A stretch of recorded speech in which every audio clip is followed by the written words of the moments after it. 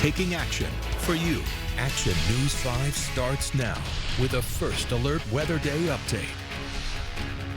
Good evening, I'm meteorologist Ron Childers. Just moments ago, the National Weather Service issuing a tornado warning. This is going to be for northern Hardeman County.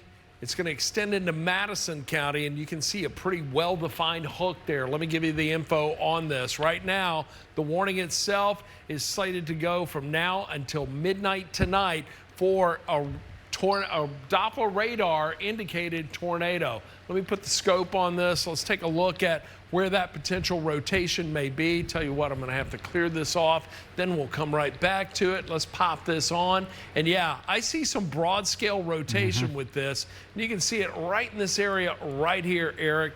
But that's moving off to the east northeast. Tell you what, let me clear this off and let's put a quick track on it to give you an idea of who it's going to be impacting. Right now, again, northern Fayette County, Madison County, that's going to impact Toone at about 11:22, Medon at 11:34, Pinson 11:46. We'll see it move into Jackson at 11:51, and then get into Luray about 12:02, Morris Chapel at 12:12, and then into Lexington at 12:18, 12:28. It will move into Wildersville. But right now we have a tornado warning just issued by the National Weather Service, and that's within a severe thunderstorm warning as well for Chester, Hardeman, Henderson, and Madison counties. That goes until midnight. Meteorologist Eric Brill has been with me this evening and Brill since the afternoon, tracking storms through the day. Eric, anything on this that catches your eye?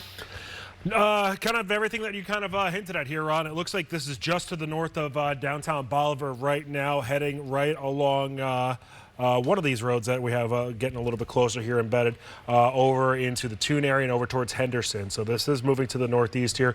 A lot of these have been moving to the northeast at about 50 to 55 miles per hour. Now, some good news is we don't necessarily have any debris flying around, but the debris detector, even if there's not actually debris falling, it can indicate that there's at least something in the air. The thing I want you to keep an eye on is right where it says Toone, pretty much right in the smack dab middle of your screen. That's the general area that we are keeping an eye on right now. As far as the velocity goes on here, you can see that there is a green embedded right next to some of those reds. If I put on the different look at the winds here, it has the same idea too. So whether this is a tornadic storm or not, there's at least some very strong winds that are embedded within this just to the north of Bolivar. So if you know anybody that's in northern Hardeman County, over into Chester County, Madison County, give them that first alert. Make sure that they are aware of this storm that is tornado warned right now here across the Mid-South. This is the only one that is tornado warned as of this time.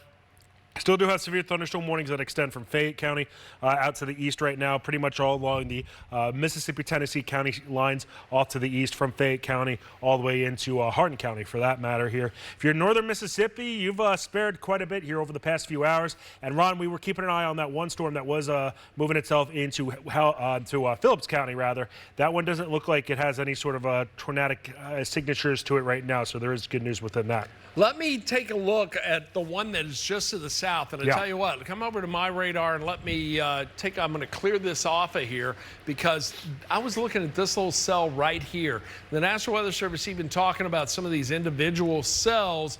They're still in a favorable environment for a little bit of rotation, possibly producing some hail with these. And so right here around Marshall County, that little cell right there trying to show a little bit of a hook echo right now. And let's see, and I see a little something right there. Eric, can you check that out? Do you see anything on there? Any skits or shear markers on it? No warning on it, that's for sure right now. We're just dealing primarily with the rainfall from it. But I tell you what, I want to track that little area of potential rotation that's right there. We'll track it to the north and east. So Chillahoma, 11:25. We saw a pretty good supercell thunderstorm move through Chillahoma earlier today. Galena, 11:32. Red Banks, 11:41. Then it's going to move into Holly Springs at 11:44. Higdon, 11:49, 11:52 into Atway, and then get into Hudsonville right around 11:55. But right now, we are with you due to a tornado warning. This is for northern Fayette County and that, or Northern Hardeman Hardeman, County, excuse me, as that is continuing to move to the northeast. Eric? So, Ron, you're talking about that storm that's pretty much near where Tate and Marshall counties intersect each other, headed towards the Holly Springs area. There's definitely some broad rotation, it appears, going on there.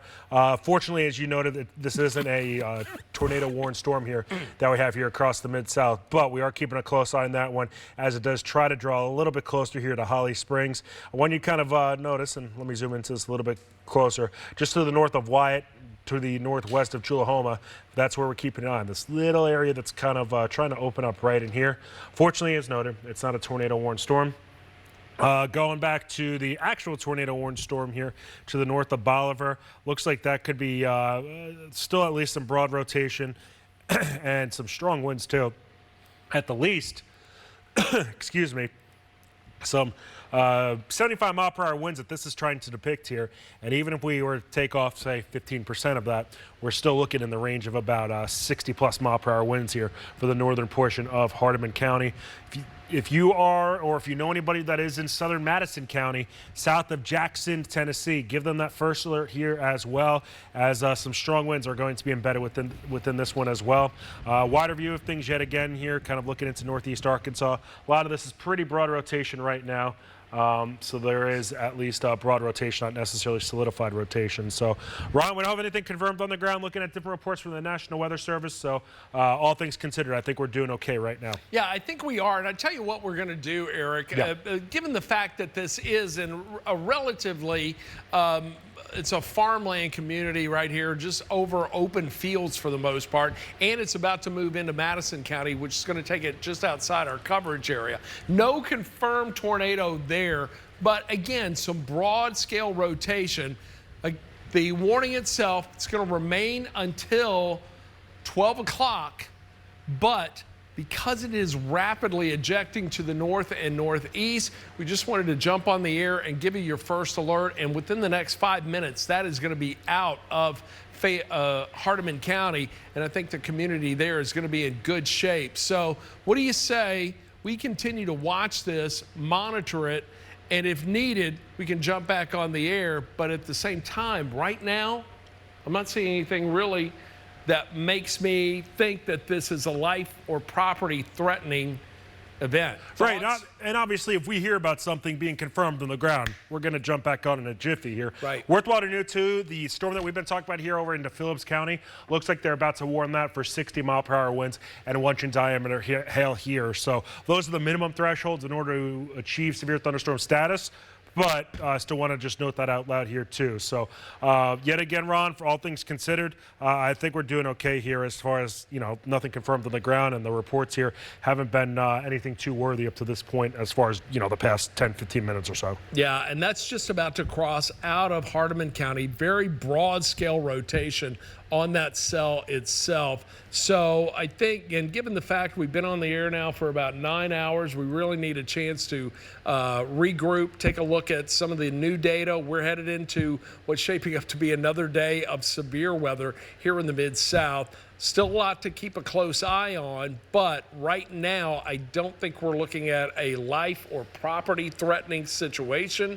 This is moving on into Madison County, and a Doppler radar indicated tornado. The tornado warning issued just for that, again, remaining until midnight tonight. So with that in mind, Eric, I'm thinking we'd be better served watching what's coming next, keeping a closer eye on this area in northern Mississippi, letting this move on into Madison County and get out of the coverage area. We are dealing primarily with rainfall across the Mid-South. We still have a few severe thunderstorm warnings that are out there. As a matter of fact, we got a severe thunderstorm warning that is still in place for Fayette, Hardeman, Madison, and McNairy County. That's going to expire in about 5 minutes. We've got another severe thunderstorm warning that is just to the east of that for Chester, Hardeman, and Hardin and McNairy County.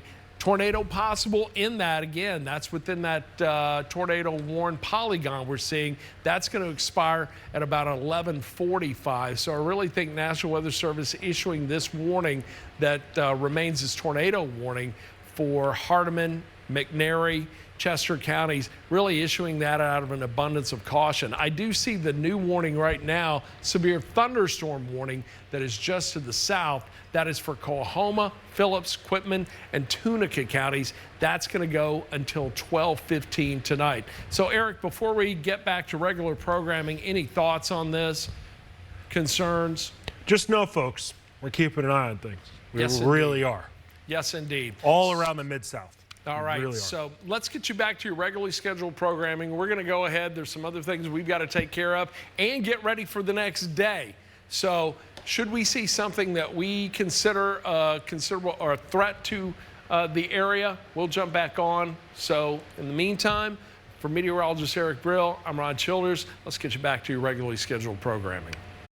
Serious allergic reactions and increased risk of infections and liver problems may occur. Before treatment, your doctor should check you for infections and TB. Tell your doctor if you have an infection, flu-like symptoms, or if you need a vaccine. Healing is possible with Tremfya. Tremfya is now approved for Crohn's disease. Ask your doctor about Tremfya. Dove Men Plus Care Whole Body DO protects you everywhere. Here, when you're there. There, when you're here. Even down there. Dove Men Whole Body DO. Care that goes everywhere. Everywhere. I know that music.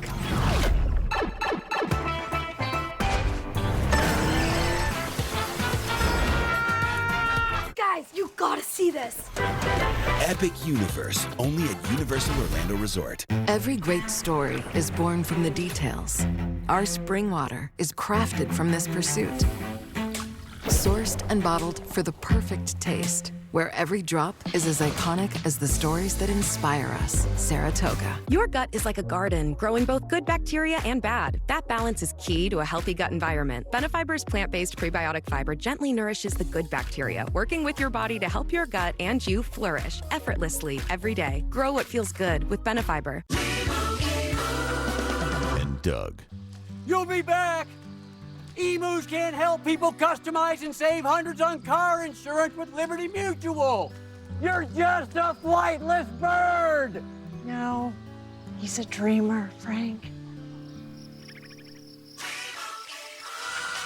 And Doug. Well, I'll be. That bird really did it.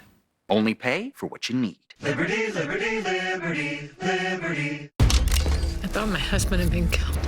Part of him is still trapped in that deli. Wipe that smile off your face.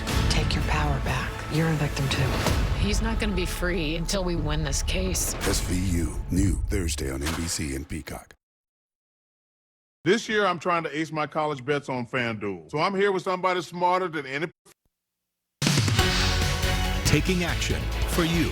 Action News 5 starts now with a first alert weather day update.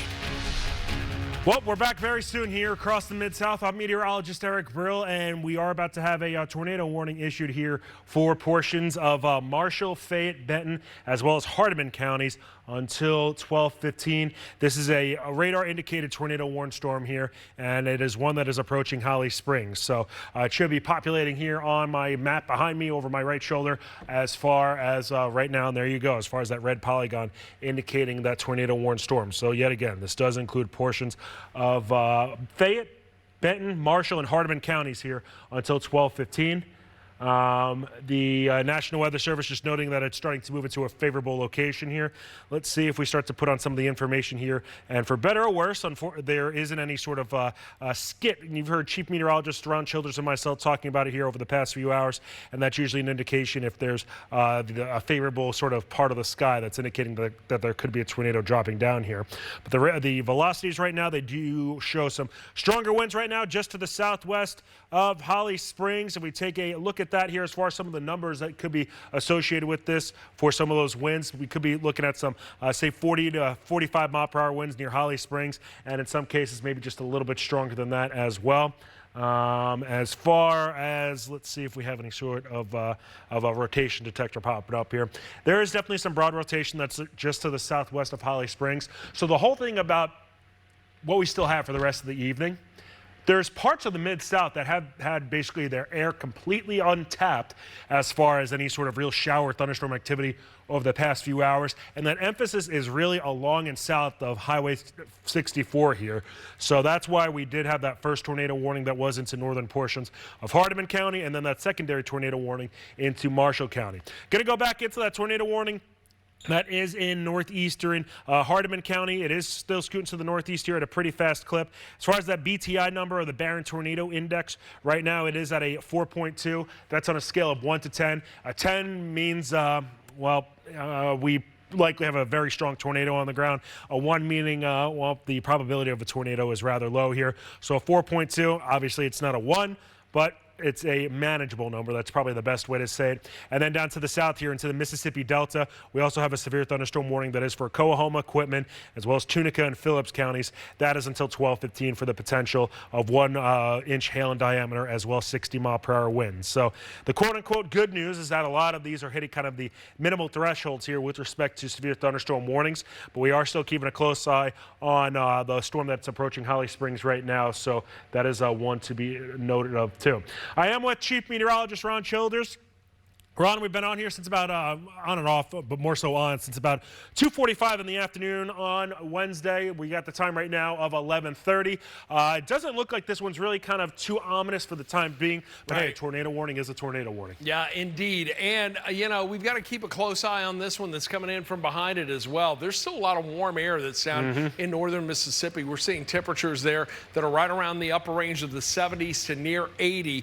But right now, the National Weather Service issuing that tornado warning for Marshall County. By the way, we were tracking the storm that was in northern Hardeman County. That tornado threat has moved on out. Although you see a couple little notches in there, there is some indication that this whole thing still wants to rotate. But right now, it is this cell that's in Marshall County that we are with you on as a result the tornado warning being issued there. And that tornado warning, that's going to go until 12:15. So here we are at 11:32 tonight, taking a look at the scope. We were watching that and even tracked it out a few minutes ago. Give folks their first alert there. Still some tight rotation that continues to linger just to the south and southwest of Holly Springs. So if you are in Holly Springs, you're watching right now, I want you to go to your storm shelter, get to the safe place in your home, let this pass on over. It is likely nothing, but at the same time, it is rotating. There's still a lot of warm air here. It was 81 degrees at 10 o'clock tonight in Corinth. So we've still got warm temperatures all across the Mid-South, and there's still a lot to get through as we get through the remainder of the overnight hours tonight, especially now in regard to northeastern Mississippi, where we could see some stronger storms developing there as it taps in now to this, I don't want to say untouched atmosphere, because we saw a lot of activity earlier today, but a part of the Action News 5 coverage area that's had time to regenerate and now produce a couple of isolated cells that have the potential to really pack a punch. So I see you're still looking at that little area right there around Holly Springs. Eric, anything that is noteworthy? I will say it definitely looks like that there is some rotation in here. A lot of the tornado warnings that we've had as of late, Ron, a lot of them haven't necessarily looked too impressive for them being radar indicated per se, but this one is catching my eye a little bit here, and it is starting to approach Holly Springs. So the thing I want you to keep an eye on, notice as far as this little area of blue right here, that's starting to wrap up. And if I kind of rock this back and forth as far as just over the past half hour, if we're looking at kind of the evolution of this. So this is going to start off here towards the southern portion of Tate County. And I want you to kind of look at how there is kind of a little bit of a rotation, and it kind of encloses itself there. So that's definitely noteworthy. And if we do look at Holly Springs right now, as far as the rotation detector goes, the greens represent moderate, the reds represent strong. So that is definitely, it's got some decent broad rotation on it. That might be the best way to say it. By the way, just got word from the National Weather Service. They're going to likely extend the tornado watch. They're going to remove some counties, but you're going to see an extension of the tornado watch a little farther downstream. This is set to expire at midnight, and now as we're approaching the midnight hour, there is some concern about the potential for additional tornadoes to develop right here in this area. What are you watching? Anything catching your eye? So I had a producer, Ben, in the back, who was telling me that he had one of the cameras up on Holly, on a Mississippi Department of Transportation camera up near Holly Springs, and I was kind of eyeballing that to see what we had going on near the airport. Ben, you can pull it up quick. Let's see what we got here, just to see if anything kind of catches our eye. Keep in mind, folks, obviously, it's 11:35 at night. You're not going to be able to see a whole heck of a lot here because it is literally that late. So tough to obviously see anything really right now. Looks like some cars, or a truck at least, just kind of scooting on by relatively slowly, and probably the best way to go about it here. And you see those trucks do have their four-way flashers on. So we obviously don't recommend anybody heading on out here if you are starting to, maybe if you do have to go to work, and I get it, hey, some people, you have that third shift, you got to go into work here. You got to do so safely more than anything else. Did just get a shear marker to pop up here. Chief Meteorologist Ron Childers near Holly Springs. Oh, that's a compact one too. Yeah, so there's a little something out here. On that? Was there a skid? So unfortunately, I don't think that there is a skid on this one, but it's got a classic hook. Yeah, Definitely agreed. has a classic hook. Let's put a new track on it. Let me show you where it's going and who could be impacted by this over the next few minutes. So let's track it from that area of rotation. I'm going to zoom in just a little tighter to it and switch over here and take a look at that area. Is this just about to cross Highway 22? So with that in mind, we'll track it on through the polygon. Holly Springs, 11:39, 2 minutes. It's either right on top of you or 2 minutes away. Atway, 11:48, then moves into Snow Lake Shores, 11:57. Ashland, 12:03. Michigan City, 12:06. Should get into LaGrange at about 12:11. So that's going to be crossing the Mississippi-Tennessee state line here, taking it on into West Tennessee, then Grand Junction at about 12:14. Hey, Ron. Yeah. I will say, literally the First Alert Weather app just got a notification here that we have a tornado watch in place until now 6 a.m. I don't have it quite popping up yet as far as my graphics are concerned, but it looks like that was just issued here throughout at least parts of the Mid-South, and I'm assuming that's for at least Memphis and Shelby County here.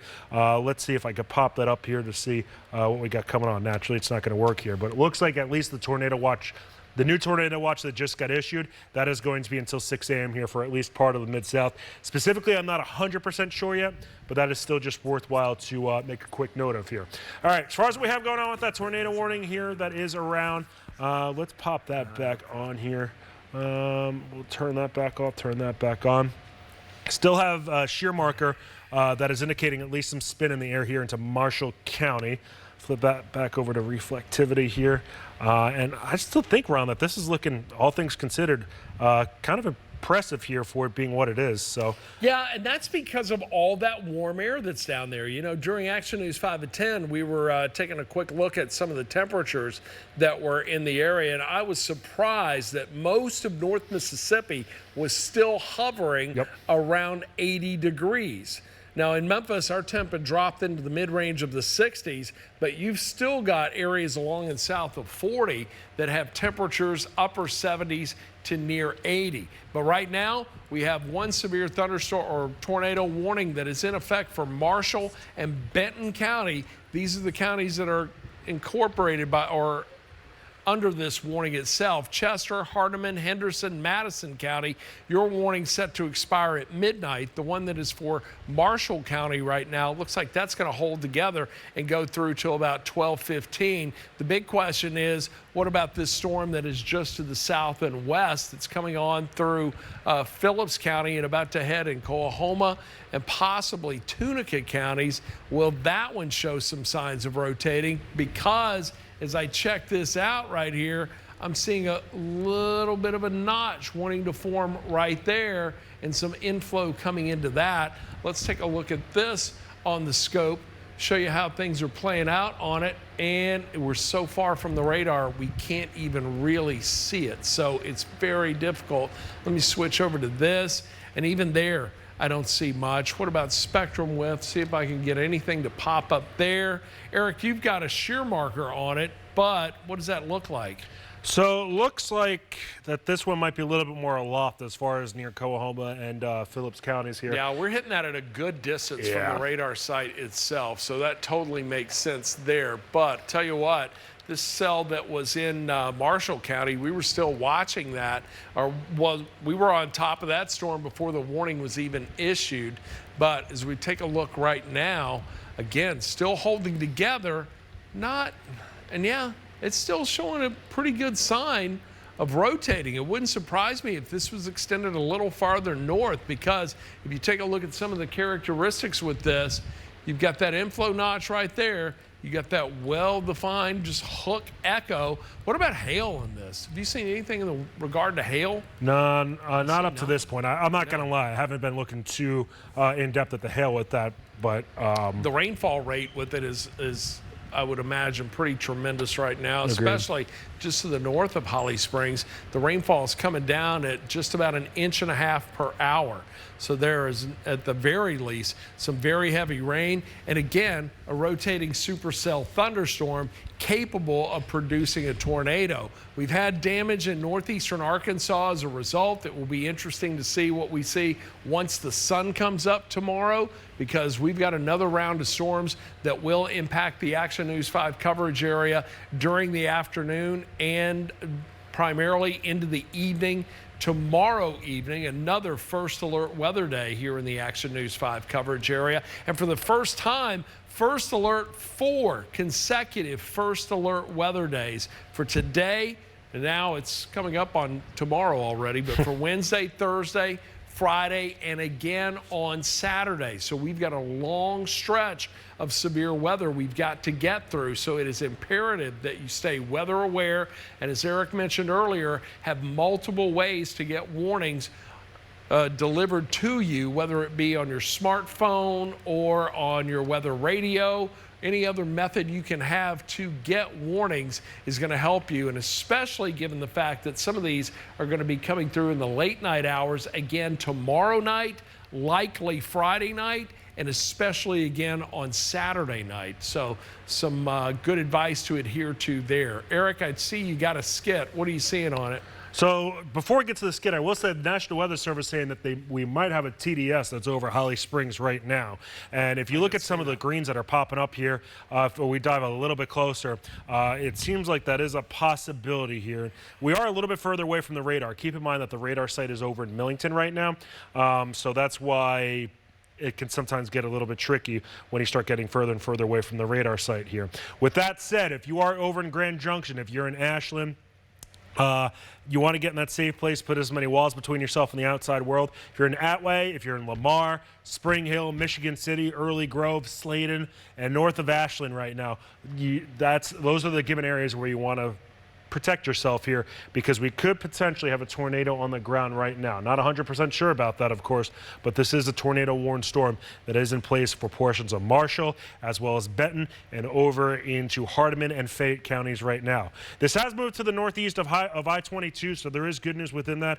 Holly Springs, while you still are within the tornado warning, it does look like the biggest potential here is moving to your northeast, so not necessarily on top of you. With that noted, if you are along Highway 72, it looks like near Michigan City, near State Highway 7 as well.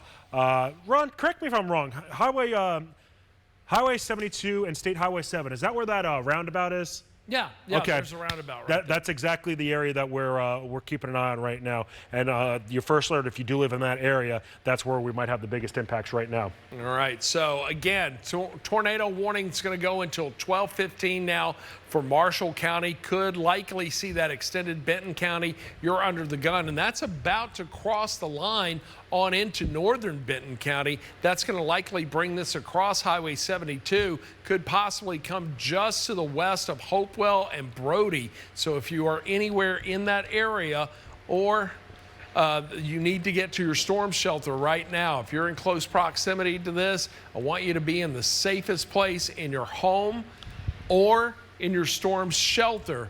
Again, taking a look at the tight rotation on this, really just holding together right now.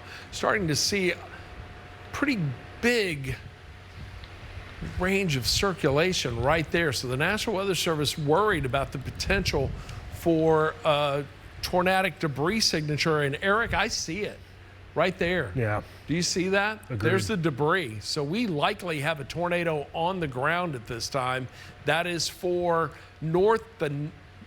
right there at the Benton-Marshall County line, just to the west of Ashland, right there along Highway 4. So if you are anywhere in that area, I want you in the safest place in your home, lowest floor, away from exterior walls, windows. If you have a storm shelter, get to it right now. Get out of the path of this storm. Let's put a quick track on it once again to show you who else this may be impacting in the coming minutes as we spread this out. Lamar, 11:55. Michigan City, 12:03. Should move into Canaan at about 12:08. LaGrange at 12:09. So tornado warned storm moving through the area right now. We still have the tornado warning. That's going to remain until 12:15 tonight for Benton, Fayette, Hardeman, and Marshall County. So folks in West Tennessee, Fayette County, you just had a tornado warning. That has moved on out. And now we're still, although the warning itself remains, the tornado threat is out, but it's this cell that is just to the south and west of you that could come on in and impact areas right here in southeastern Fayette County. So something to watch there. Eric? Hey, Ron, by chance, do you have the that new tornado watch graphic up that indicate exactly who's in what? Oh, I guess you want to. There we go. Since we still have the one that's in place until midnight, I guess it's going to convolute things a little bit here. From what I can see, it looks like our northern Mississippi counties are going to be under that tornado watch until 6 a.m. The exception to that is going to be in DeSoto and Tunica counties. Everybody else, as far as it being in Coahoma, Quitman, Panola, Tate, Lafayette, Marshall, Benton, Tippin, Alcorn counties will be under that tornado watch until 6 a.m. So want to point that out. Actually, also in McNairy County as well, under that tornado watch until 6 o'clock in the morning here. So it looks like the weather conditions are starting to, I don't want to say improve, but we're starting to get at least over the. Don't do that just yet. Right, exactly. Just when we think it does, then something else comes along. Yeah. And we get another one. Right, exactly. But yeah, we have the tornado watch now until 6 a.m. Northern Mississippi, I do believe that's the target area for that. May include a few counties in West Tennessee, but for the most part, I think everybody that's along and north of the 40 corridor in West Tennessee, you're in good shape. Cool air is in there right now. Rain cooled there. The atmosphere is stabilized greatly, but it's areas in northern Mississippi where we're still seeing a strong southerly flow and the potential for these more isolated cells to try to rotate as they make their way through this environment. So some big problems could continue, especially in those areas right now. Eric, you've got a pretty good shot on the rotation of it. What do you see there? So it's still the same area that we've been talking about. Now it's really not Holly Springs so much anymore. It's starting to really shift on over into, excuse me, northern Benton County right now, just to the east of Lamar. So the thing I want you to kind of note here, you see this this circle, the cylinder. That's what we're kind of keeping an eye on here for some of that broad rotation that could be going on, or at least just rotation in general. This is moving off to the northeast here at about 55 miles per hour. And as far as, or 45 miles per hour, the storm top on this is 45,000 feet. So there's still a lot of vertical development that is within this here. National Weather Service saying that they're going to cancel the severe thunderstorm warning that is over in Phillips County. So we're kind of clearing that off here. And we're getting closer to being able to kind of clear off a lot of our given counties here from having a warning in place. Doesn't mean it can't get they can't get reissued here at some point during the overnight hours, but at least we're starting to see some progress with respect to that. As far as our debris detector goes here, a couple of scans ago, it did look like there could at least be some sort of debris potentially lofted up here, but now it's starting to look like that might have been bad data. The National Weather Service kind of noting that as well. So we're going to keep our fingers crossed that that was the case here. With all that said, though, if you are over in northern Benton County, if you're over near Spring Hill, Brody, Hopewell, Michigan City, get into that safe place right now.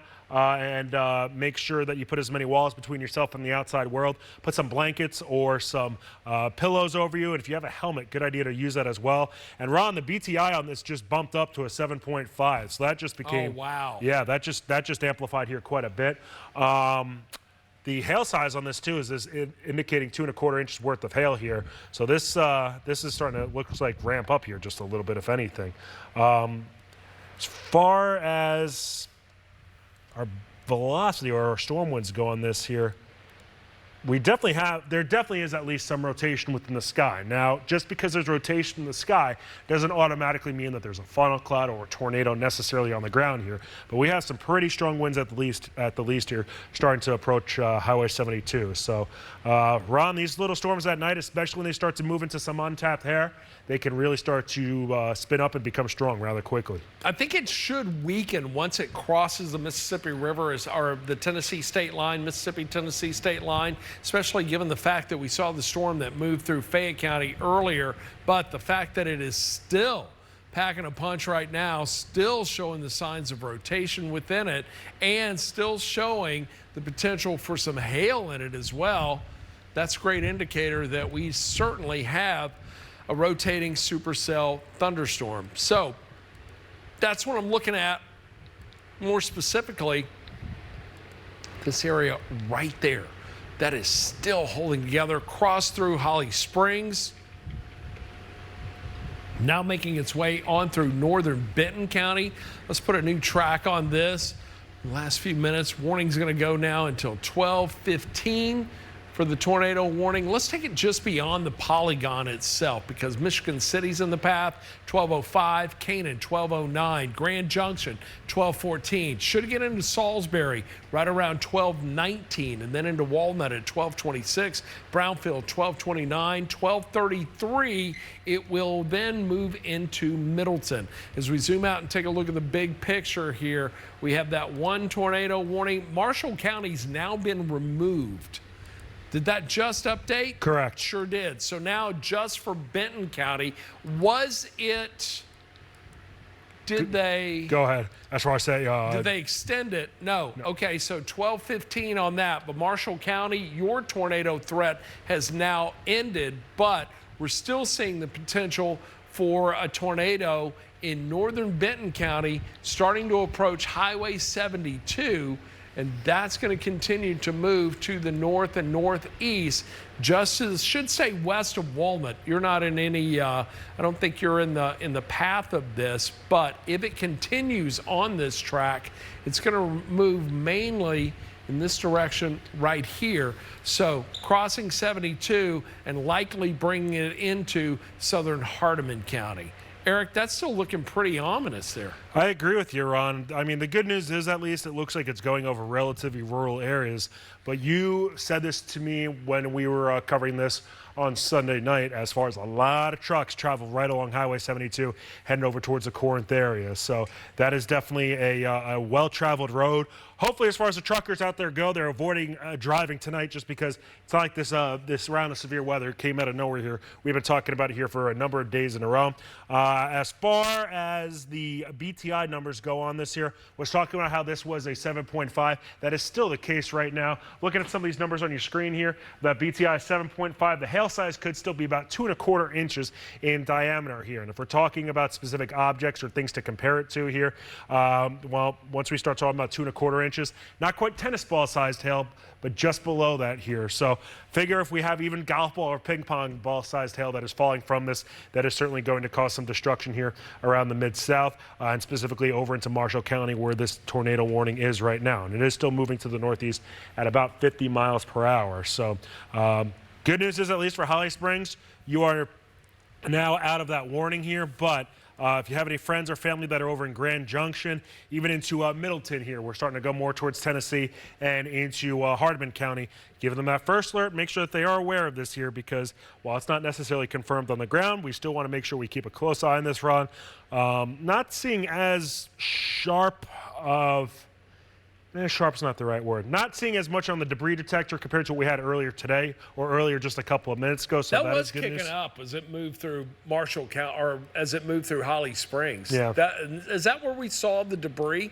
At least the potential of it, yeah. Yeah. So if we kind of backtrack it here a little bit, right in that area, right around Holly Springs. So keeping our fingers crossed, obviously. Hopefully that this is, because the National Weather Service kind of noted that it could be bad data, and hopefully that's the case as well here, because we certainly don't want to hear about a tornado that did go through Holly Springs. But you do want to treat this as if it is a tornado on the ground here throughout northern portions of Benton County. Do we have any MDOT cameras that are on Highway 72, Ben, in Benton County? Ben's our producer in the booth tonight. If you do and you can find those, let me know. We'll take those when we can or as soon as you get them. In the meantime, let me come back and let's go ahead and I unfortunately don't believe that they are any. There aren't any, are there? Yeah, I didn't think so either.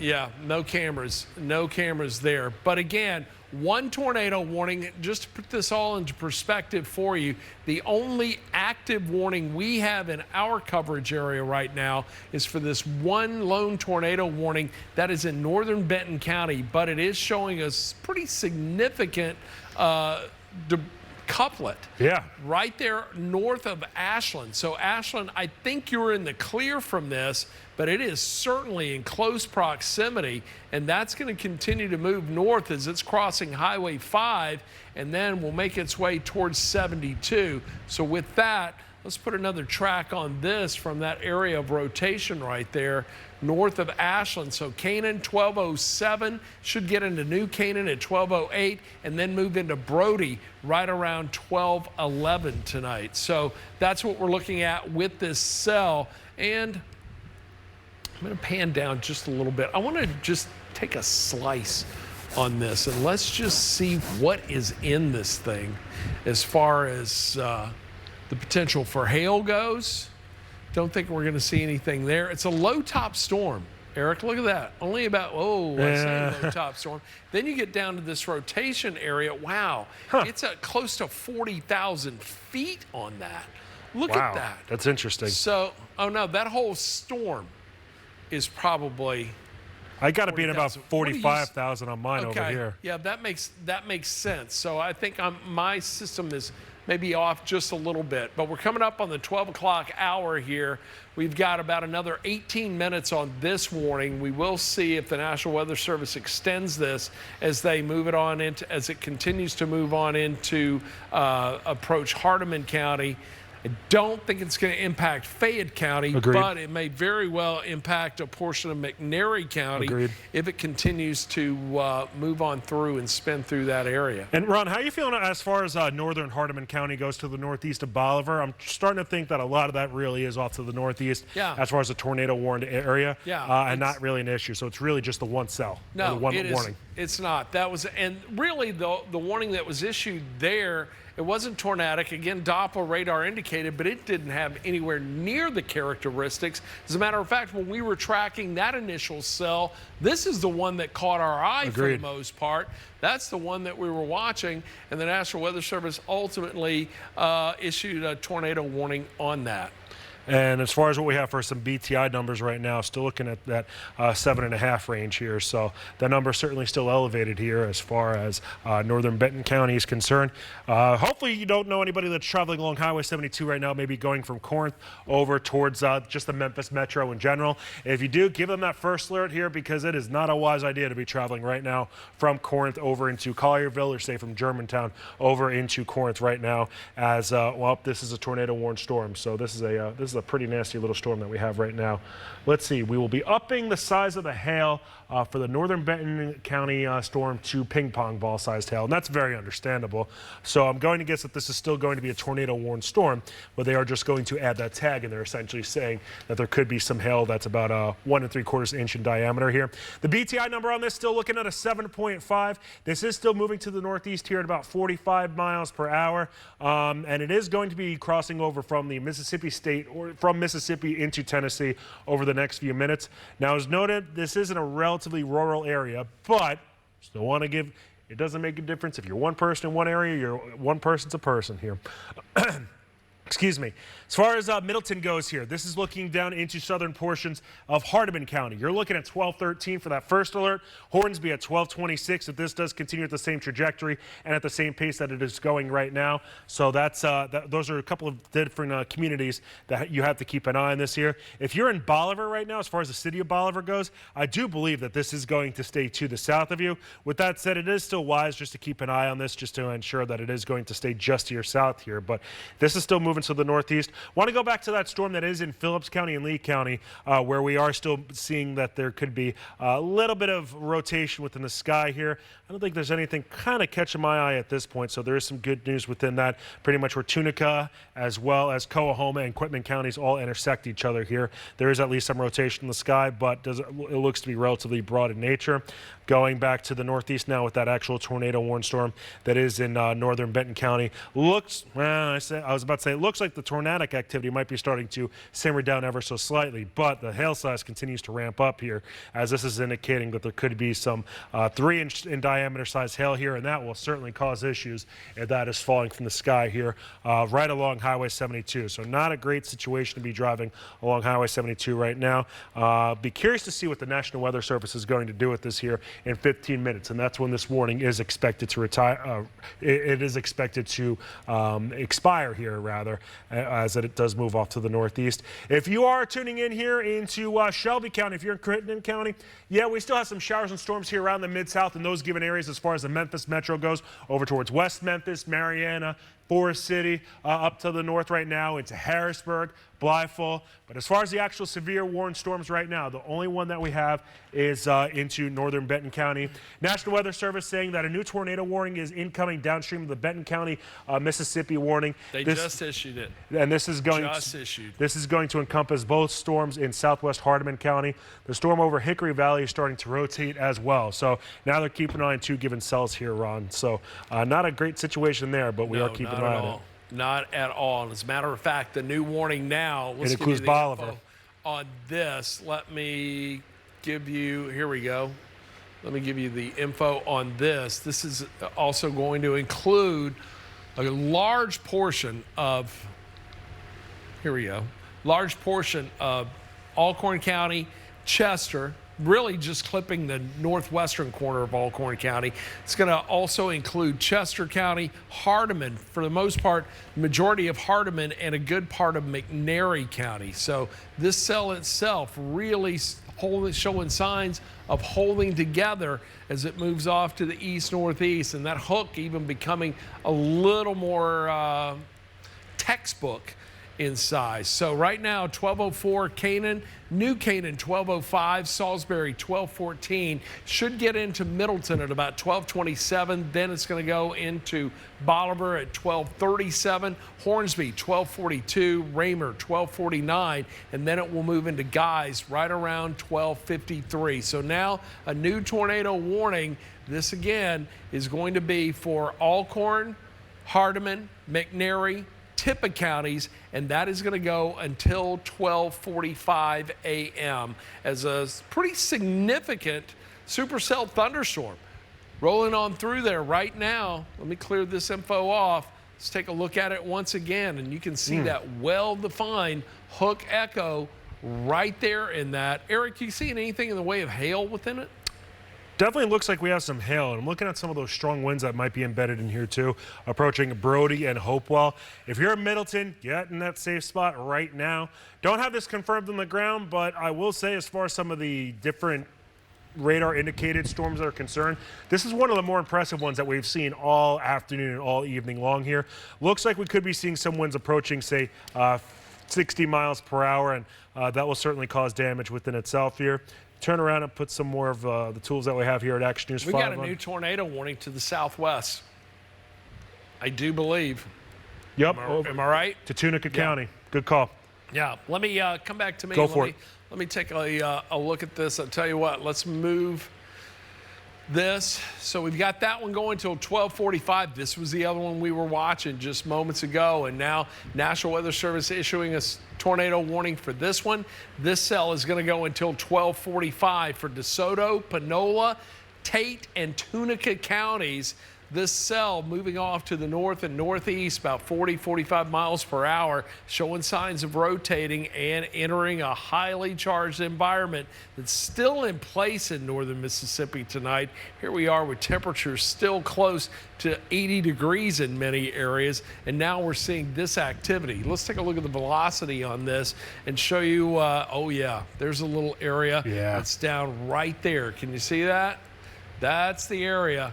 It's right there, And that is, I'm surprised that northern Quitman County is not included in Agreed. that. But let me put a track on this, give you an idea of where this is going to go within the next few minutes. And I'm not even really sure. I'll track it from right here where I think the inflow notch is, or at least it looks like the inflow notch is there. Askew 1216, Cottonville 1240 at 1225, Arca Butler 1231, Senatobia 1237, Coldwater 1240. Then it's going to move into Hernando 1248, Alfaba at 1252, and then into Aiken at 1256 tonight. Eric, you've got a pretty good look at it there as far as the shear rate goes. How's it looking?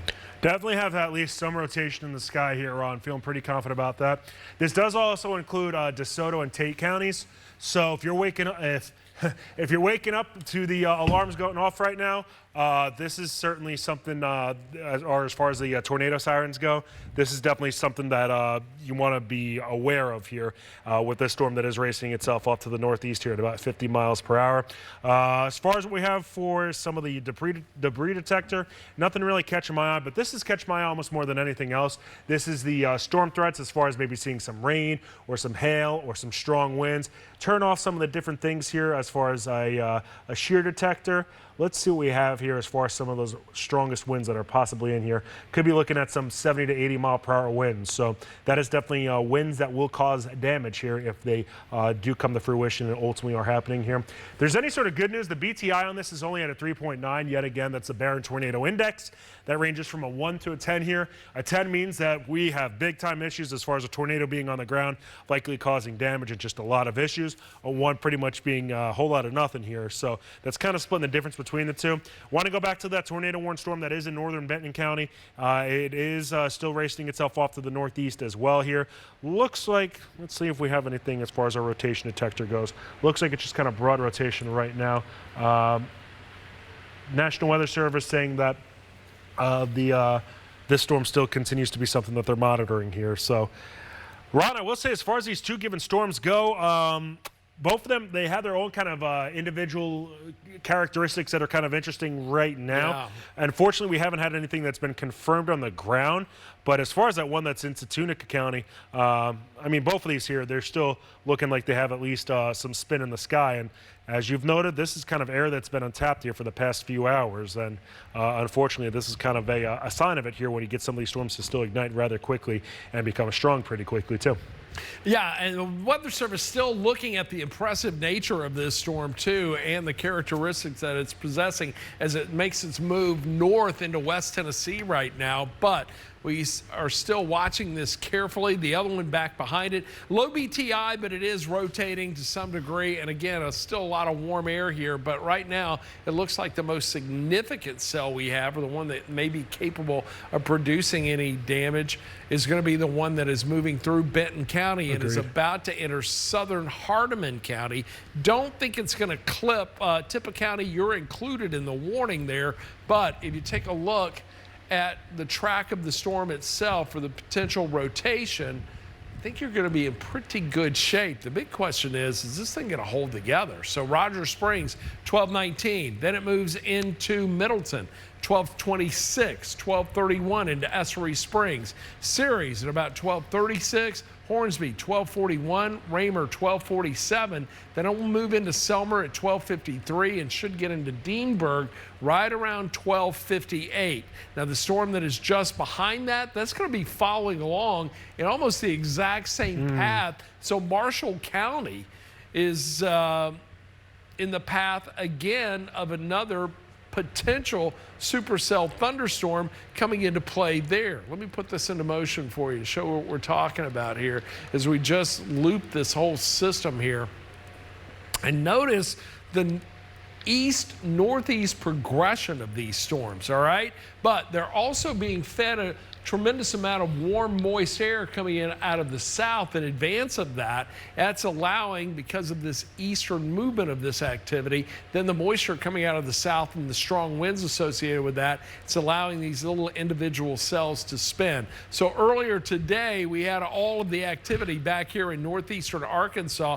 Once again, Eric, Memphis and Shelby County faring well in regard to tornadoes and tornadic activity as everything has been to our north and now tonight down to our south and southeast. Yeah, you're not wrong about that, Ron, but it does look like there's almost like a band that's kind of coming out of this tornado warning storm that's into southern Tunica County right now that's starting to sprout to the north here. Wouldn't be surprised if that does impact western Shelby County and potentially Memphis as well over the next half an hour to an hour. So not that it's warned or it has any sort of real significant sort of signature on it here. It is still one that we have to keep an eye on. I do want to dive back over into that storm that's into northern Benton County, starting to cross on over into Tennessee right now.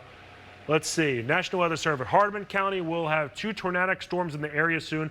Both of these storms feature impressive low-level rotation and could drop a tornado at any moment.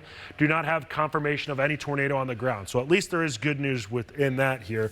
But as far as this storm goes, let's see if we could pop up any sort of BTI numbers. Don't have one there. That's still looking at a 7 here as far as the strength of that. Same idea for that one too. So I do think that as far as the strongest portion of this here, it is really starting to enter into Hardeman County, and it's starting to really transition from Benton and Tippah counties. Not that it's really quite in Tippah County. It is starting to scoot itself to the northeast here into Hardeman County. Worthwhile to note that there was a flash flood warning that had involved a bunch of counties that have been allowed to expire, or that will be allowed to expire here at 12:20. National Weather Service also issuing a severe thunderstorm warning that does include a bunch of counties just outside of the Mid-South, aside from McNairy County, and that's going to be put into place. You'll see that populate here, I think, rather shortly. That is until, let's see, what do we have there? 1 o'clock. And that includes the area where it says Henderson on your screen here. So that's an area to keep an eye on if you have friends or family over into Lexington, Tennessee. But going back to the tornado warning storm here, this is just the one that will not quit and it will not give up. The good news is at least it's not confirmed on the ground here, so that's always something that is good to see. But if you're in Middleton, this is looking at 12:18 here as to when we are expected to be moving into your area. Right now it is 12:12 on Thursday morning. This is going to be in Hornsby by 12:29, Raymer by 12:34, Selmer, as far as McNairy County goes, 12:38, Eastview 12:39, and then Bethel Springs at 12:40. This storm is moving yet again to the northeast here at about 50 to 55 miles per hour. Down to the southwest here in Tunica County, and this is going to be heading towards the general direction of Hernando and Coldwater. Coldwater, your time frame is in about 28 minutes here at 12:12.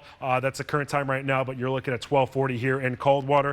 Do you want to reiterate the fact that these are not confirmed on the ground, but there's at least some rotation being detected here, and the National Weather Service turning around and issuing a pair of tornado warnings here that engulf portions of Tunica County, Tate County, a small sliver of Panola County, DeSoto County, and then off to the northwest here for Benton, Tippah, Alcorn, McNairy, Hardeman, as well as Fayette counties. Although I really think that as far as Fayette County goes, this is really kind of more on the eastern side of things and isn't towards Eads or Somerville in that general area. This is really kind of the far eastern side here of the county, if nothing else here. So, Eric, is that storm that's down in, that's coming out of Coahoma, Tunica counties, is that showing signs of intensifying?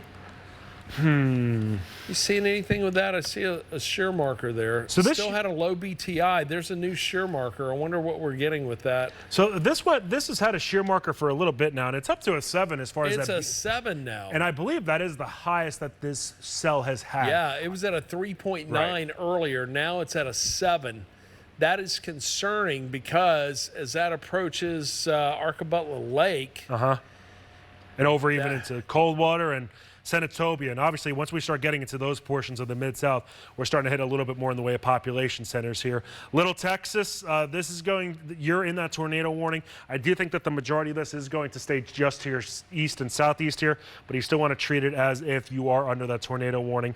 Hernando, this is going to be headed towards your general area here as we start to roll towards 12:37. Right now it is 12:14, so you still have about 23 minutes to make those proper preparations. Try to get everybody in in that lowest portion of your house and into an interior room, whether it be a closet or a bathroom. Usually that's what most people utilize as far as a safe place here when it does come to tornadoes on the ground.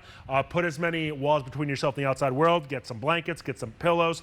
If you have a helmet, ideally have that on standby too. Put all that over you as far as the blanket and pillows go, so this way, if you do get caught in that tornado, that should give you a little bit of protection. And make sure you have sneakers on your feet as well. Things that, let's just say, if unfortunately something bad does happen and your house does get hit by a tornado, at least you're able to walk around here a little bit as far as that goes. So certainly pretty impressive to see these tornado-warned storms just pick up here over about the past half hour to 45 minutes here around the Mid-South. The one for Benton County just expired, but the portion of it that is now remains for northern Tippah, Alcorn County, even though it's just clipping those areas. And really the county that is under the gun with this one is Hardeman County, as that's coming on through. So Hardeman County had one that came through the northern portion of the county, now this one to the south. But Eric, this is showing some signs of possibly, or at least based on its latest track,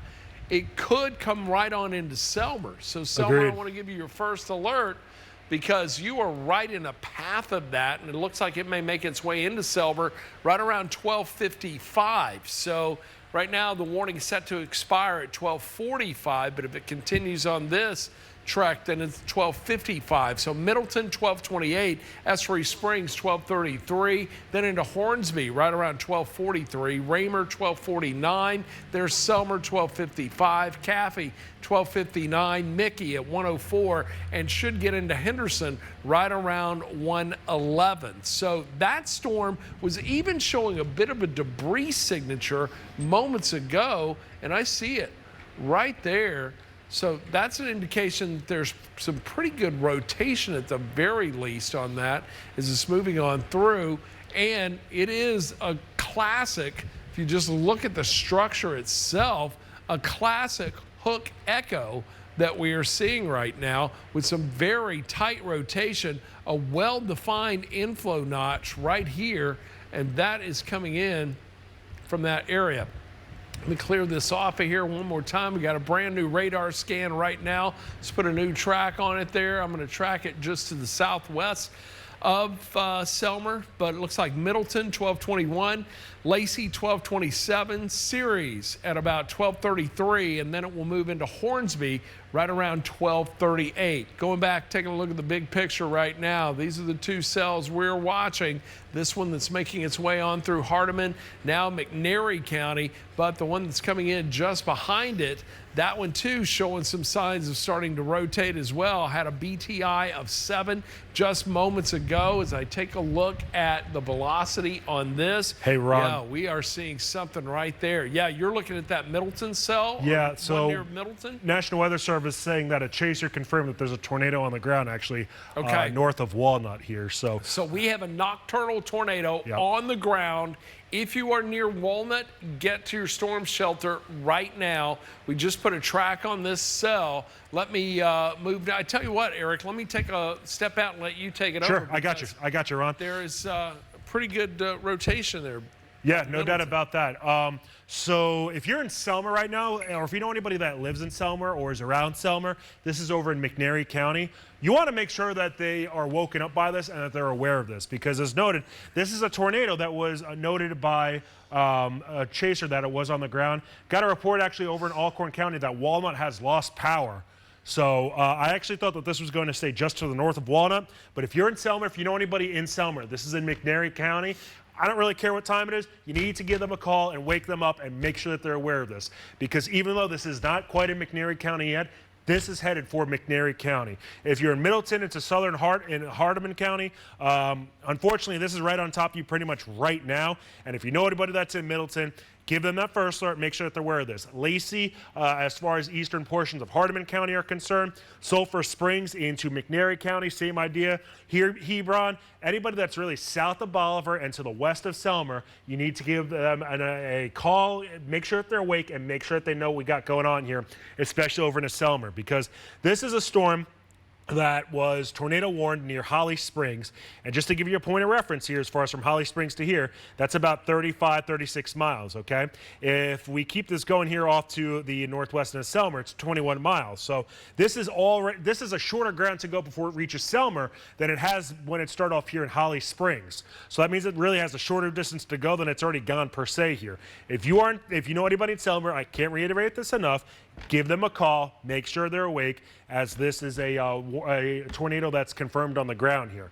As far as we have back to the west here, I want to keep an eye on the other tornado warning storm that we have right now. Haven't had confirmation that this is on the ground quite yet, but this is also racing to the northeast here at about 55 to 60 miles per hour. The BTI on this is a 6.7. That number had been as high as a 7.0, so at least that number has come down ever so slightly. But if you know anybody in Senatobia or Coldwater with an emphasis on Coldwater, make sure that they are aware of this right now, even towards Byhalia, where you aren't necessarily.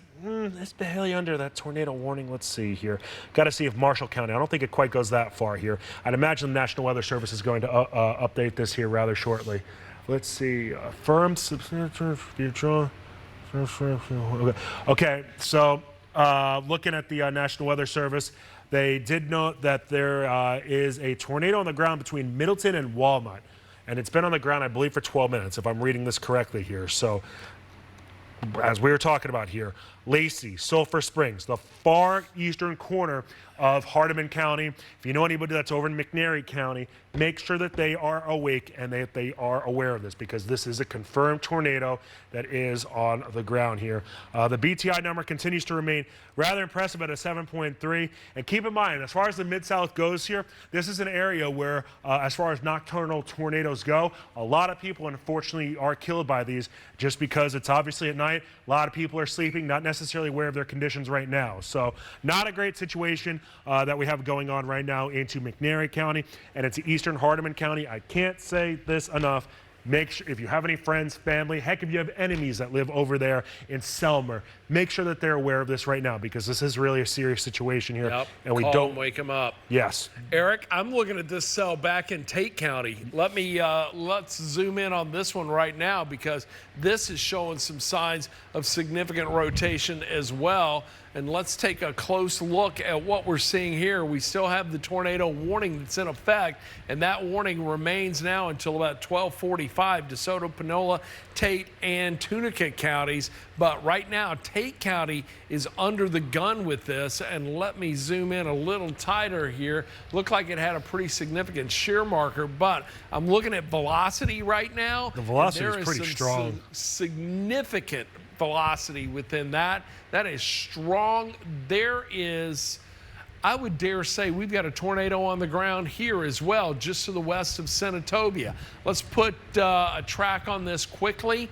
And from this may even be rain wrapped, Eric. Yeah. Looks like it's rain wrapped, and it's going to make it even harder to detect. But Strayhorn, 1225, Crockett, 1229, Senatobia, 1238, Coldwater, 1241, and into Love at 1245. We're looking at what could be a significant tornado possibly on the ground. All indications are right now, and let me see if I see a debris signature on this.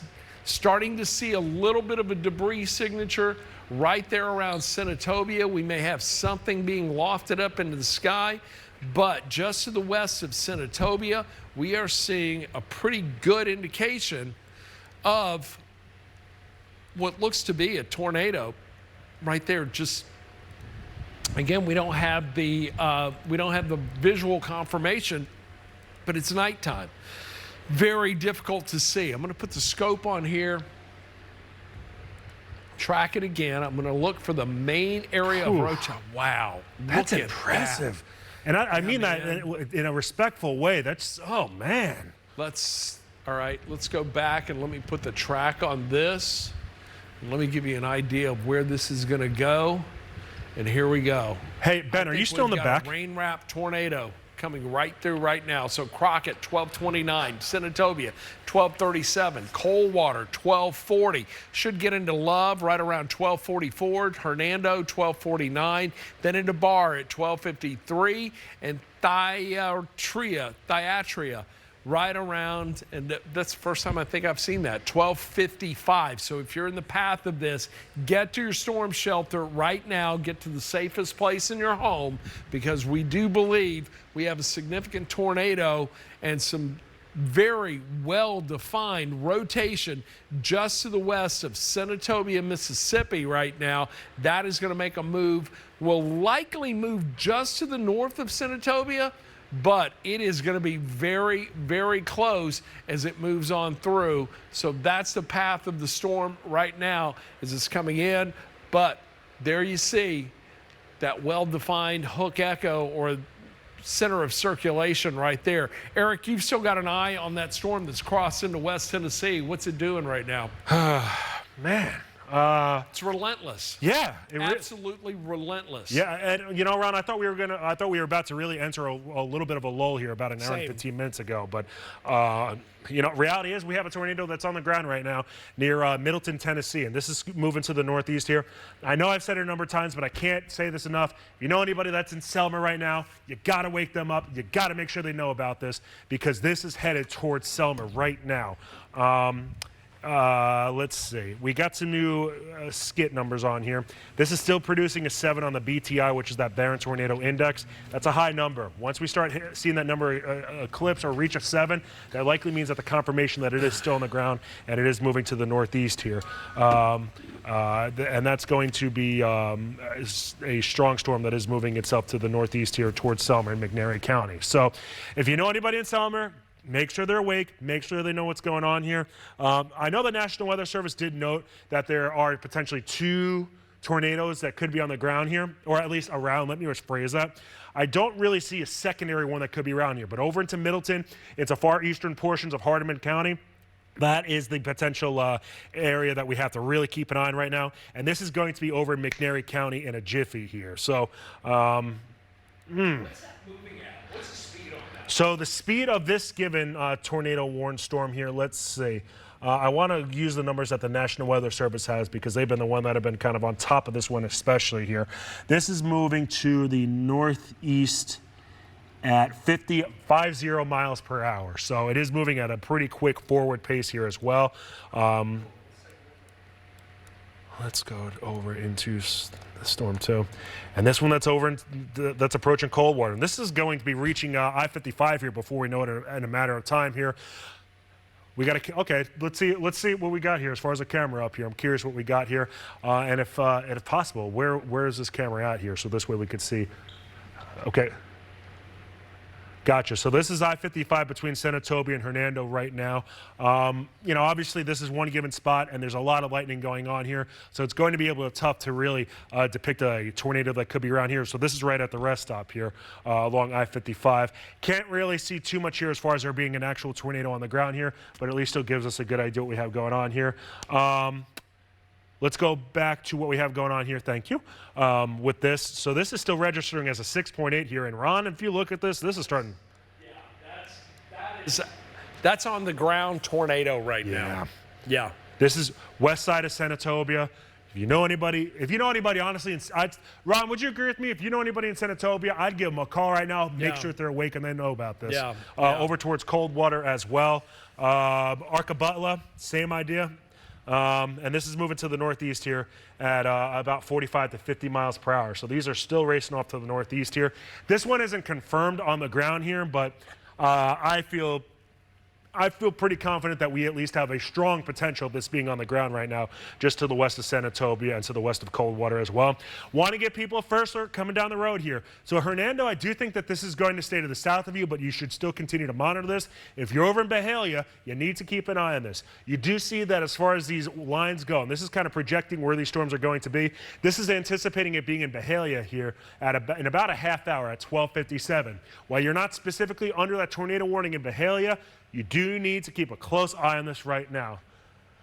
All right, so the National Weather Service is not seeing a tornado debris signature on that Tate County rotation just yet, but they are seeing the very strong rotation and they're concerned that a tornado may drop there very soon near Coldwater. So if you are in and around Coldwater, Mississippi, and this is the one I'm looking at right here, this is the one we have visual confirmation. There's a storm spotter on it, chasing it right now as it's moving on through Hardeman and into McNairy County. But this is the one that caught my eye and my attention moments ago, maybe starting to fall apart a little bit, but man, that velocity signature, it's still strong in there. That's just relative velocity, or that's just base velocity. Let's look at storm relative velocity. So we're taking into consideration not only just the rotation within it, but the movement of the cell itself.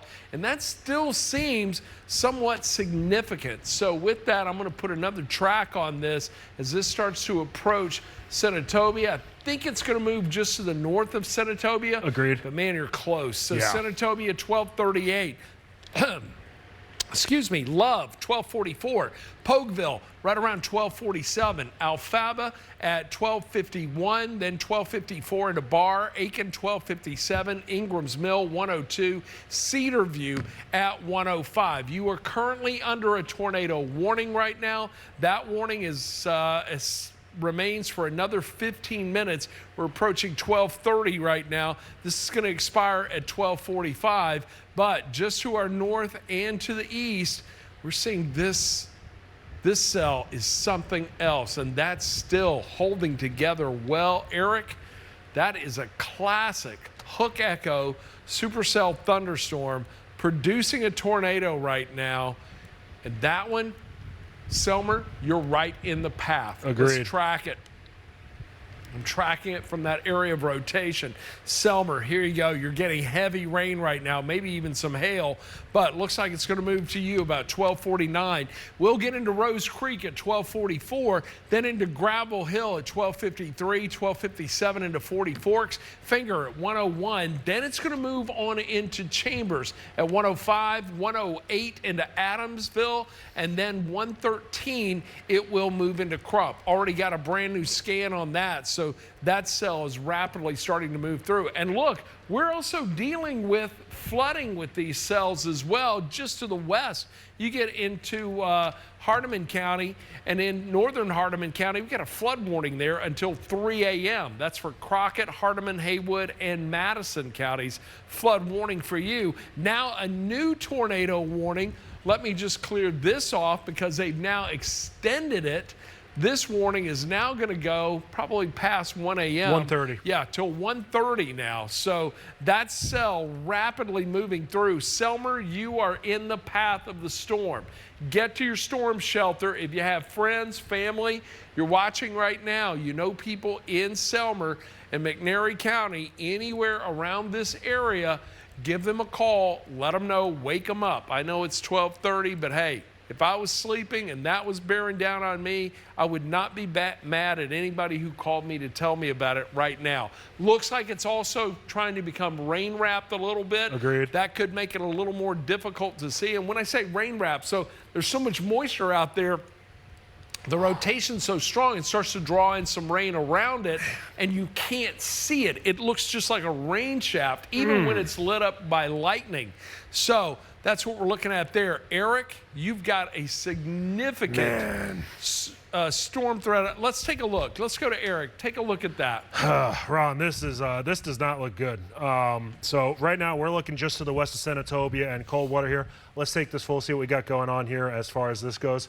Hey, Ron, as far as what we have going on with this one, I think this one is, I wouldn't be surprised if this one becomes a tornado or a... tornado emergency? Maybe not an emergency, but man, we're getting close there. At the least, I mean, it's pretty impressive what we have going on here for the returns on this. Okay, so look, we've got a tornado crossing State Road 4 west of Senatobia. That was at 12:31. So west of Senatobia, this is from my buddy Brett Adair, storm spotter west of State Road 4, Senatobia. A tornado is crossing there. So we have a confirmed tornado on the ground near Senatobia, just to the west of Senatobia. So We're about to get an update on the warning there as we now have visual confirmation. Let me zoom out, take a look at the big picture here. Let me come back to my first alert radar. So here we go. Whenever you see a red polygon outlined in white, that means that it's not just a tornado warning. We have visual confirmation. Storm spotters are in this area here. We've got storm spotters on this cell here, and they are giving us visual confirmation tonight that there are tornadoes, 2 tornadoes on the ground. One has been moving from right around, came on through Benton County, I do believe, Marshall County, then up through Fayette County or Hardeman County, and is now moving into McNairy County. But it's this cell that's just to the southwest of that, almost following along that same track, and that's coming in. But we've got confirmation that there is a tornado on the ground right there, right now. Eric, you got a decent shear marker on it? So let's see. Hard to see. Yeah, I mean, this is not a good situation. So Ron, so let's just kind of reset here as far as we do have 2 confirmed tornadoes that are on the ground right now, okay? One that is really starting to approach Selmer, Tennessee here over in McNairy County. Let's take a closer look at that one right now. As far as what we have with that one here, I want you to make sure you're in that safe place here if you are in Selmer. That is a look at. So right now, quite frankly, I'm showing Chief Meteorologist Ron Childers a picture that I can't show, unfortunately, on air here, but this was just to the north of Walnut, Ron, that you're looking at here. Yeah, that's tornado on the ground. Yeah. I really wish I could show that one on air. But Selmer is about to get hit by a tornado here, especially on the north and the west side of town here. So if you know anybody that's in Sulphur Springs, Bethel Springs, over into Selmer, Mud Creek, 40 Forks, those areas, you want to make sure that you put as many walls between yourself and the outside world here because that's a dangerous situation. What you got? Can you get that on the air? Yes. Do it. Okay. Show it to me right now. We'll ask forgiveness instead of permission. I agree with you, Ron. All right. Okay, so let's pop me up. Let me show you this right now. So let's pop me up here. What I'm going to do. North Mississippi Storm Chasers. These are great. It's a great group of folks. They chase storms all over North Mississippi. That is the image that they just sent. Was that sent to the National Weather Service? Correct. Or was that, so they sent that to the National Weather Service. Yeah. So North Mississippi Storm Chasers. I'm showing this without your permission. I apologize. You've got my cell phone number. You can yell at me tomorrow. We'll get through this, but it's more important that the people in that area see what is coming through and what is definitely on the ground. Any indication where that was when they got that shot? If you give me about 30 seconds and I'll look back into it here and try to figure it out here. Let's go back over to Ron. I'm looking at this cell that's now moving just to the north of Senatobia. We've got a lot going on here tonight. We were really hoping that we would see this activity just kind of turn into just some severe thunderstorms. Now, 2 confirmed tornadoes, and on the ground, we have storm spotters on this one right now. This is just about to cross 55. Take a look at the velocity. This thing has really just been showing some serious, just holding together, and still, look at that area right there. That is just on the velocity. I'll put the scope on here. This is storm relative velocity. It's right there, and it's rain wrapped. So now we put this on the next rad. Let's track it. It's going to go beyond the polygon. You can expect this to be extended most likely within the next few minutes. That warning is set to expire at 12:45. I anticipate that being extended out. Polkville, 12:45. It's going to move into Bowman, 12:47. Alfaba, right around 12:49. Then we'll see it move into Bet right around 12:54, Rock Hill at 12:56. Tornado on the ground just now crossing 55. That is moving through Tate County. If you are in the path of this storm, and just as I say that, the warning has now been extended. So here we go. Let me give you the new information. And what a great job by the National Weather Service tonight. So much activity, so many storms, and they've been on top of it all night long. So tornado warning now goes until 1:15 for DeSoto, Marshall, Tate. Considerable possibility that this is creating damage as it's moving on through. It is on the ground. There are spotters in that area. So right now, just to reset and show you, and for folks here in Memphis and Shelby County, we're fine, okay?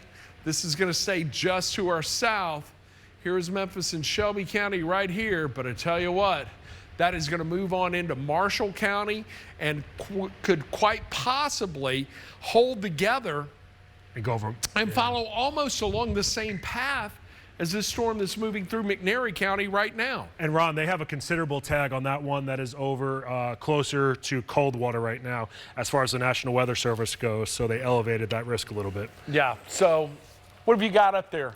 All right, let's see what we got going on here as far as, well, just the weather conditions in general here. Obviously, we're still tracking some strong and severe thunderstorms here around the Mid-South. I'm meteorologist Eric Brill. You've been with Chief Meteorologist Ron Childers and myself here over about the past hour or so here around the Mid-South. Right now, we are tracking 2 confirmed tornadoes that are on the ground right now. It is 12:39 in the evening. If you know anybody that's in Selmer, Tennessee, in McNairy County, give them a call now, because we have the tornado. I mean, it is really bearing down on them right now. So as far as what this is anticipating for times here, it's 12:39. This is saying 12:44. Selmer's going to be getting hit by a tornado. This has been confirmed on the ground. As far as just the general location of Selmer, especially on the north side of town here, this is going to be an issue. If we go, it's headed right toward the town of Selmer. It really is. We cannot emphasize that more. And Ron, I mean, how many times have you been over to Selmer here? It's not like that's a community of a couple dozen people. It's a decent-sized little community that we got. That area has had a history of being hit by tornadoes over the years. McNairy County, also Hardin County just to the east. We've had some strong tornadoes. Really, this area just right here is really prone to tornadoes. And tonight, we've got a ripe environment for more activity, and this cell now coming right in behind it, and we got to keep a close eye on anything that may develop just to the south and southwest of that. These little discrete cells that are back here, they're about to enter this environment that's been pretty much untouched. And Ron, there could be some big problems. Now, got a report that they're affirming that the tornado is on the ground in McNairy County. It's the same people that confirmed it earlier too. So good deal. Mississippi storm chasers? I believe so, but they weren't the ones that said this. But this is about 3 to 4 miles west-southwest of Selmer here. Okay. So, yeah. All right, good deal, Eric. Look, I'm going to zoom in. Let's put another track on this, and I'm going to go in just a little tighter. Bear with me 1 second. There is that well-defined rotation right now. The switch over here. That's going to allow me to put this track on. Man, Selmer, you're right there. This is rough, man. All right, you're right there. This is going to pass through. We'll get through it, but 1246 moves into Selmer, so we're about 5 minutes away. If you are in the town of Selmer, get to your storm shelter now. Get to the lowest floor of your home. Put as many walls between you and the exterior as possible. If you are in a manufactured home, see if there's a place where you can go sturdy shelter. Get to some sturdy shelter as quickly as possible. Do not travel west, travel east, or travel south. But if you are anywhere in this area right here, you want to be away from what is coming towards your direction from the west. So Selmer, 1246, Stantonville, 1 a.m., 105 into Adamsville. We'll see it get into Morris Chapel right around 111, 117 into Savannah, 123 into Sardis. Then it's going to move into Scotts Hill at 131. It should get into Bath Springs right around 137. That takes it right outside our Action News 5 coverage area. But right now, we've got a tornado warning that remains in effect with a confirmed tornado on the ground that's going to go until 1:30 a.m. Now, let's reset. Let's take another look. This cell back here, again, confirmed tornado. That's what you see when you see this red polygon outlined in white. Visual confirmation, spotters in the field. And look, there are spotters from all over the country in this part of the Mid-South tonight. They are chasing storms. The Mid-South has a higher propensity for deadly nocturnal tornadoes than any other part of the country. That is due in large part to the right nature for tornadoes to form at night here, but also the terrain. We also live in a very heavily wooded area. I remember the storms that came through Highway 72 right around Marshall County back in 2015, just before Christmas. Trees down everywhere, and it's the trees that create the big problem. The tornadoes, left most structures untouched. There were a couple of homes that were just really hit hard, but the trees create huge problems. But right now, this is what we're dealing with. We've got this cell. Let's put a track on it, show you where it's going. I'm tracking that. We believe we've got a rain-wrapped tornado right there. Alfalfa, 1249. Cockram, 1254. It's going to get into Ingram's Mill, 1258. 107 into Byhalia. 113 into Red Banks. Casey, 117. Holly Springs, 122. And then Piperton at 124. So that is the cell we're watching right now. This cell itself is continuing to maintain its momentum. And as a matter of fact, it's really intensified from the time it was moving through Tunica County. We've also got some activity coming in behind that. I want to keep a close eye on Tunica County. Looks like we've got a bow echo just about to cross Highway 61, or maybe already crossing 61. So there's the potential for some significant wind damage with that.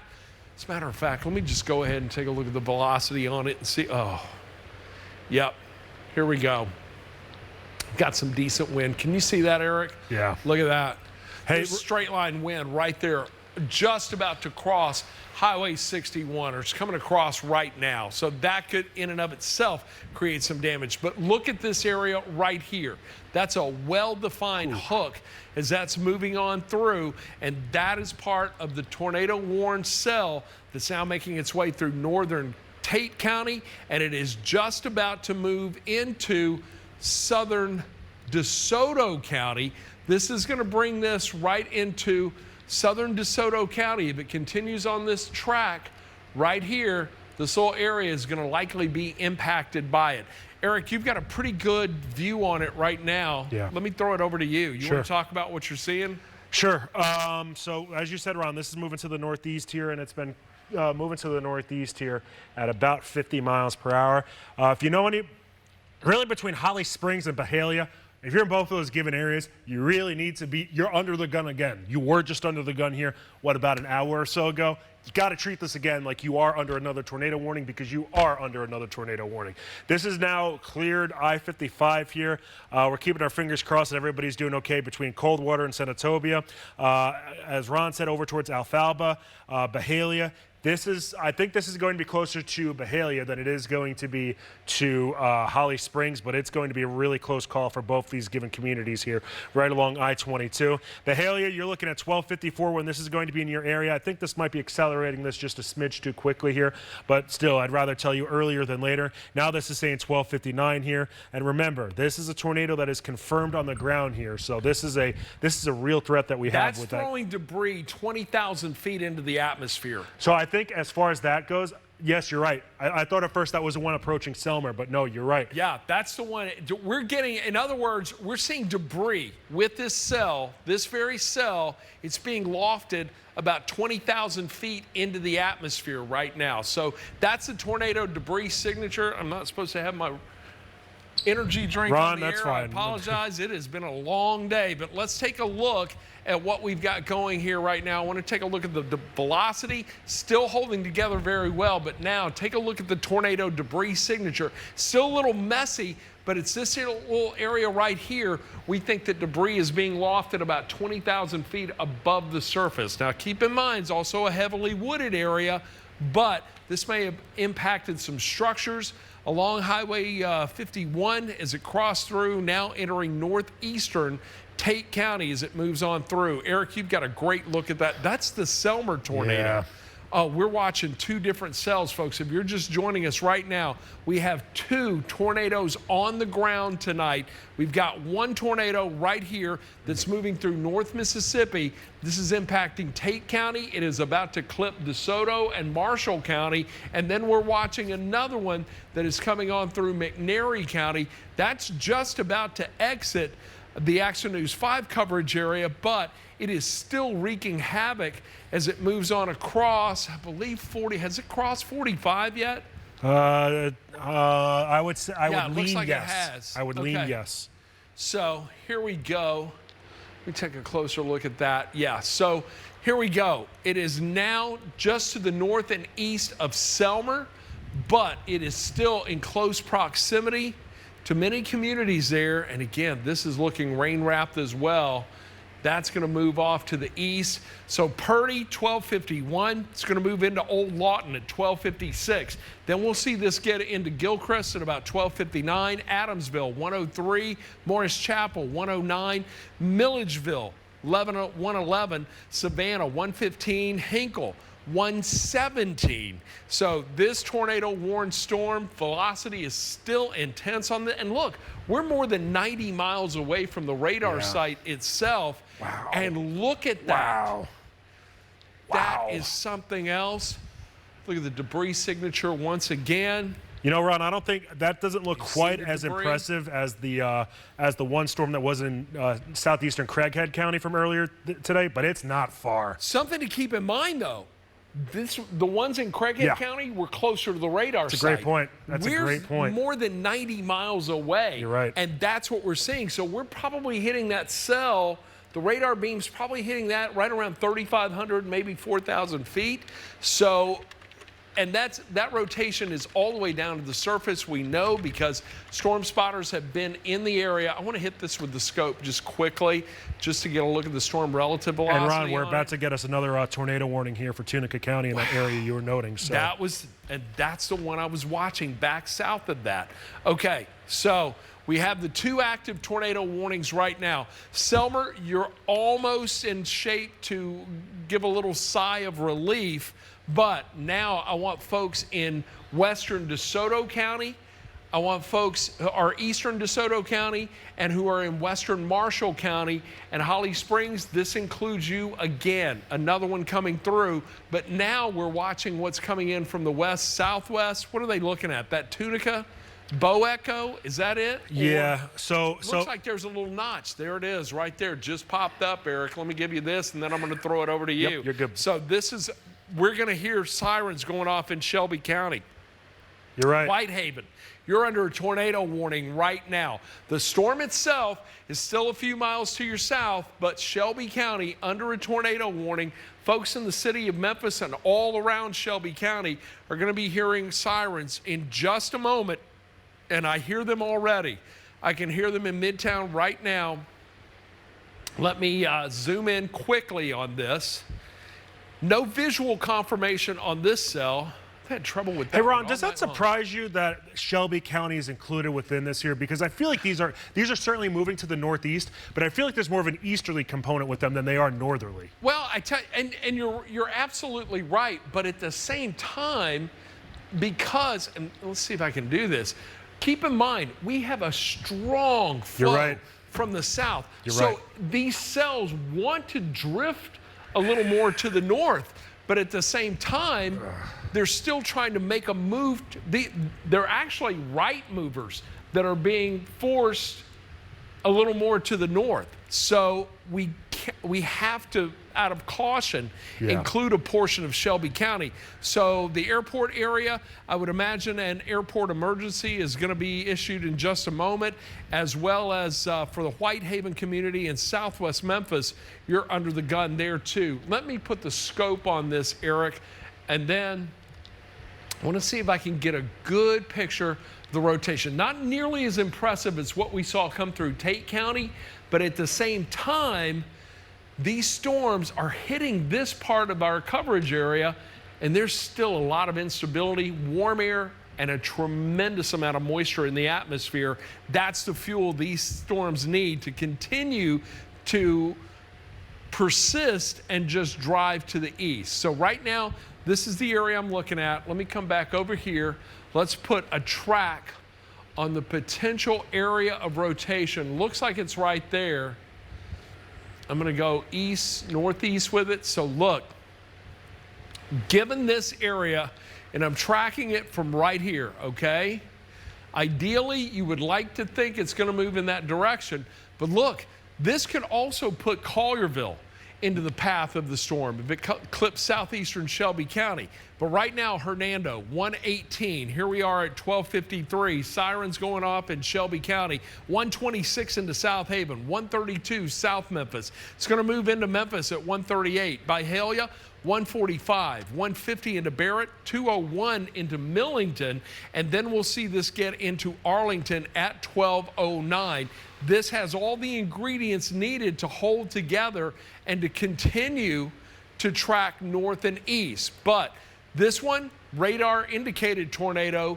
The polygons you see in red outlined in white, visual confirmation from storm spotters on the ground. And the one in Tate County, now entering Marshall County, had a significant shear. And the BTI on that at one point, it was above 7, wasn't it, Eric? Correct. And something I do want to kind of note here too, unfortunately, Rod, as far as the tornado that was over in McNairy County, the debris detector on here, unfortunately, as it did go over Selmer, it looks like it did actually start to intensify a bit here. Can you roll that through? Let's see it. So this is what I want you, let's keep this on here for right now, guys. Let's take it full. Okay. So I want you to keep an eye on this blue area here over in Selmer. Now let's take it full, and I'm going to re-explain to you the area to keep an eye on. So this is just below and to the left of where it says Selmer, where specifically that S is. Notice that small area in blue. That's what we're looking at here. As this moved itself to the east here, notice how we started seeing those blues and purples kind of get amplified here. So, Ron, that's not a good sign. All right, and for our folks in the booth and in the newsroom, we need to make some calls to McNairy. Yes. EMA, also to the Selmer Sheriff's Department. Let's find out what we can get. Our Selmer PD, and let's find out if we can get any confirmation of a touchdown or damage. We know that it was on the ground, but let's see if we can get some reports of damage on that. We've got another one. Byhalia, you're in the path. And look at those shear markers. Do you see that, how it's crossing? They're trying to figure out which way it's going to go. And I just want to note, too, as far as the Selmer tornado goes, it was noted as a large wedge tornado. Oh, yeah, not good. That covers a wide swath of ground. A wedge tornado. And look, tornadoes, give me a tornado over a hurricane any day. That covers a state. Tornadoes are more surgical and oftentimes stay primarily into unpopulated areas. But here we are. We're now seeing this that came through a populated community of Selmer. And look, I think it hit some other towns along the way because we were getting confirmation of it on the ground as it was exiting McNairy County. I mean, it had already crossed 22. Really? Or not McNairy County, but Marshall County. Ron, pretty much from, I'd say, from just outside of Holly Springs, all the way to Selmer. It's pretty much been on the ground ever since then. Yeah. Rolling just to the north of Ashland and Walnut, rolling through Middleton, and now over towards Selmer. That's not a great situation there. Okay, National Weather Service saying confirmed tornado entering Marshall County is approaching I-22 between Byhalia and Red Banks. So let's go drive over to that right now and see what we got going on here. So a little bit closer look right now. I know that some of these colors here, they can kind of get confusing. So the green, generally speaking, represents rain. The purple represents, generally speaking, where there could be some small hail. The red is where we start to keep an eye on things here as far as maybe seeing that actual tornado on the ground here. So this is still moving to the northeast here at about 50 miles per hour, and it is confirmed on the ground right now. So this is another situation that is not good to see here. What do we have for some of those shear rates? Those aren't necessarily looking too impressive. Let's see. Fellow meteorologist. So there is debris on I-55 at the overpass north of Senatobia near Slocum Road. That's what we're getting. Some indication that debris is on the ground at 55. That is from the storm that was on the ground, confirmed. And still is on the ground. And still on the ground, that moved through Tate County, crossed 55, just barely to the north of Senatobia. I do believe Senatobia may have dodged a direct hit from this, but right now we're dealing with the tornado that's coming in, or possible tornado. This is Doppler radar indicated. This is confirmed on the ground. And I got to tell you, I got to put another track on that, Eric. I can't let that go. Let's take a look at this, because that's entering Marshall County, Holly Springs. You've already dealt with one. Now you've got another one coming your way. Let's zoom in just a little tighter, show you what is going on there. First of all, you can see that well-defined inflow notch right there. I'll bring it up on the scope. You'll be able to see the rotation within it. And right there, can you tell that? Can you see that little area? I think I can still draw with it right there. Here we go. That's it, right there. That's the rotation. Right now, just to the north and west of Holly Springs, Mississippi, but it is making a quick move to the north and northeast. Let's put the next rad radar back on there and let's track it. A classic hook echo from this. Here we go. We'll track it out from that. And I'm going to take it beyond the polygon, all right? Because I think this is going to hold together. And that's going to put it in Red Banks at 112. Mahan, 115. Holly Springs, 121. Atway, 125. Hudsonville, 128. Early Grove, 132. 136 into Moscow, 144 into Ashland. If you have family or friends in these areas that you are aware of, I know it's late at night. A lot of people are sleeping right now, but we have a tornado on the ground, and I want you to call them. Hey, Ron. Wake them up. Tell them Ron Childers said call, all right? Hopefully everybody there has multiple ways to get the warnings on the First Alert weather app, weather radio, what have you, even sirens going off. But right now, this is a serious situation. Eric? And Ron, something I think needs to be noted as well. Some of these areas are going to be the same exact areas that were just hit by a tornado. So if you call someone, if you text them, you need to reiterate the fact that this is a second one coming through. This isn't the first one again. This is the second one coming through there right now. And yet again, this is confirmed on the ground. Man. All right, and we need our folks in the booth also. And I'm not sure. I think we still have some reporters out in the field, so we may want to send them south to 55. Once we get this through, let's wait until this warning goes out, but we need to get some confirmation from EMA officials and sheriffs in Tate County to find out what they're saying, what they're seeing there. But right now, 3 active tornado warnings. This one is just about to exit Selmer. You're almost in the clear. That's approaching the Tennessee River, Hardin County. You're in the mix right now. A lot of folks with property and family, friends in Pickwick, that's moving in that direction. But Chester, Hardin, Henderson, McNairy County, considerable tornado or considerable damage likely with this, and it is producing a confirmed tornado on the ground. It's going to go until 1:30. So that's what we're dealing with there. Then we've got the other storm coming through. Yeah, Eric, what do you got? Destroyed. So this is Strayhorn. If you're not 100% sure where Strayhorn is, this is west of Senatobia. Yeah. Okay, you're on it. Destroyed houses on Waverly Cove relate to one of the systems to Strayhorn Fire Department here. So that is not good along Highway 4 right now, just to the west of Senatobia. And this is still going back, I'm going to say probably about an hour or so ago when that did happen here. So this is not that's not good. Do you want to know too, as far as the storm that hit Selmer? Man, it's not looking good as far as the debris that is still lofted in the air here. Good gravy. 42,000 feet as far as the storm top on this one here, and it is still racing to the northeast at about 45 miles per hour. If you know anybody that's in Sardis, Tennessee, so this is starting to get a little bit further outside of the Action News 5 coverage area, over into Decatur County, Hardin County, even Henderson County. Man, you gotta wake them up here. You really gotta wake them up here and make sure that they're aware of this. This is a nasty tornado here that we have on the ground right now. This marched on through Selmer. And it just continues to race off to the east here. This is a brutal storm that we have going on right now. Let's go back over to the west right now into Marshall County. This is another storm that was confirmed on the ground between Byhalia and Holly Springs right now over towards Warsaw. The BTI on this is a 7.1, but we also have had confirmation that this was on the ground here as well. And this has a history of producing damage. Great call. All right? Yeah, you're a right. History of producing damage. If you are near Byhalia, Atway, Watson, you need to be in your storm shelter right now. Byhalia, get in your storm shelter. Red Banks, get in your storm shelter. Victoria, get in your storm shelter right now. Atway, it's coming your way. Holly Springs looks like it's going to dodge you, but just barely. You need to stay weather aware and monitor this as it's moving through. Eric? I was just told that we had a camera along I-22 here. Let's pop it up quick here and see if we got what we have on here, and we'll kind of reevaluate from there. I heard it's along I-22 right now. That's got a 42,000 foot top on it, Eric. These that's a significant cell. Ron, both of these are monsters. Yeah, they really are. All right, so let's see, I-22, this is west of Mississippi 309 right now.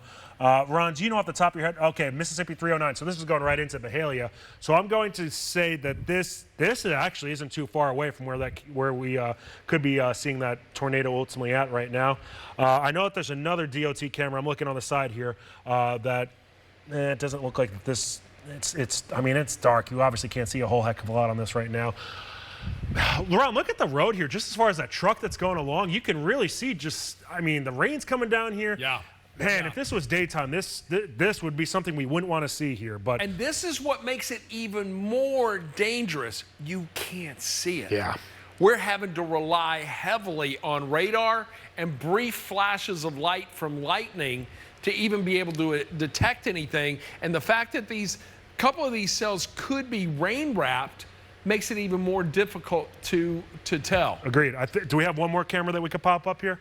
Potentially, and see what we have on it. Let's do it, and then I got to track this one coming towards Shelby County. Yeah, all right? I agree with that.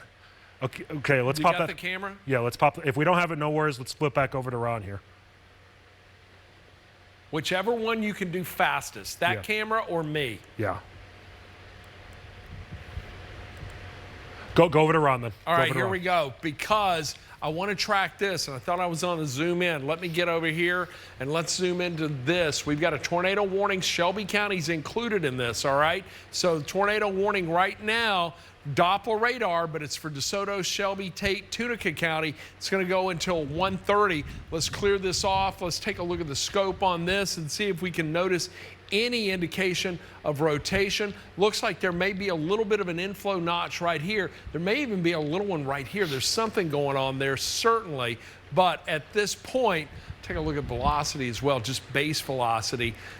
Something is right there. Let's see how that lines up with the NEXRAD radar. They removed Tunica County, by the way.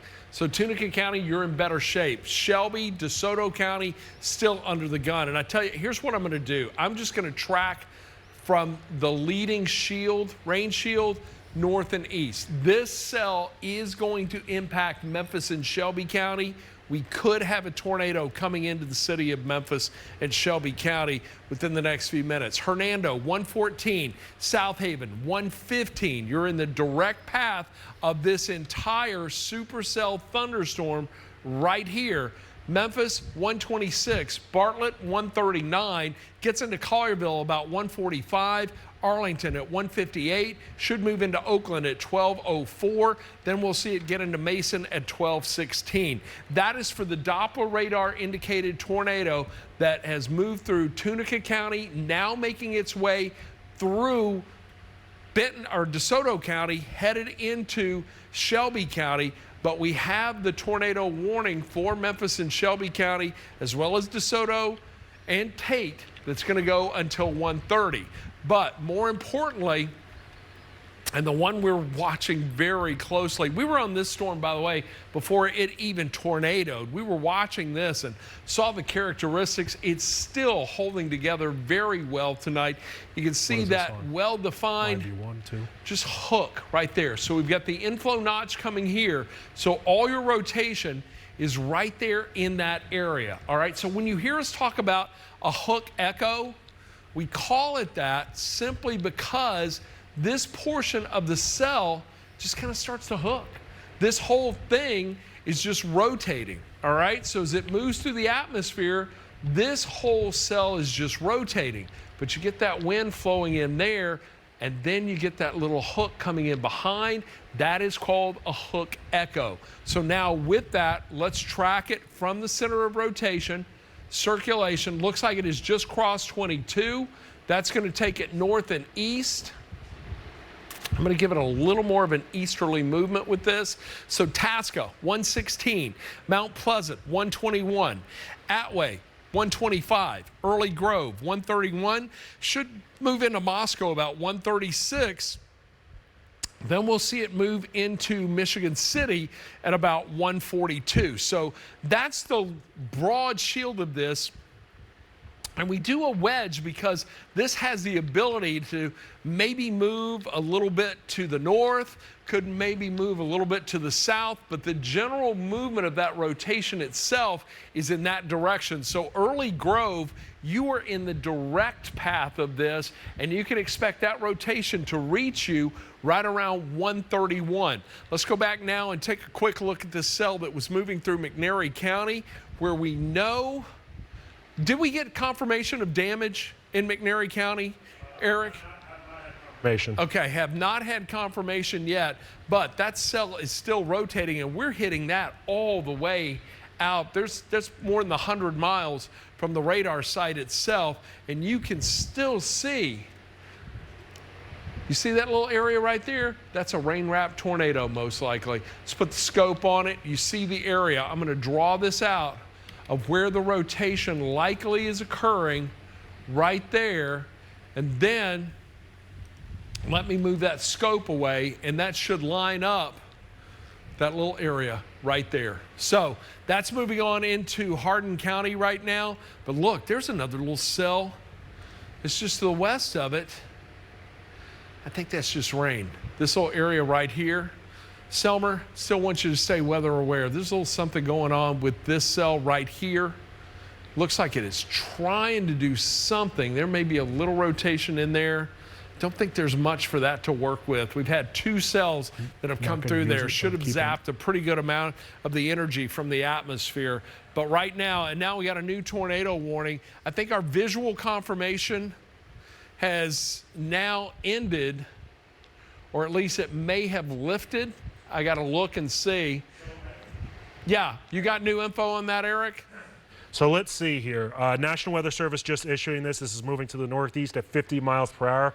Radar indicated. So, okay. I guess this is still the same area, but I did get a couple of people kind of noting here as far as National Weather Service chat goes that it looks like it might have crossed over 22 near Victoria right now. So we're gonna hope it's not on the ground right now, but I mean, this has been on the ground. This has caused damage here just outside of Senatobia, just to the west of Senatobia.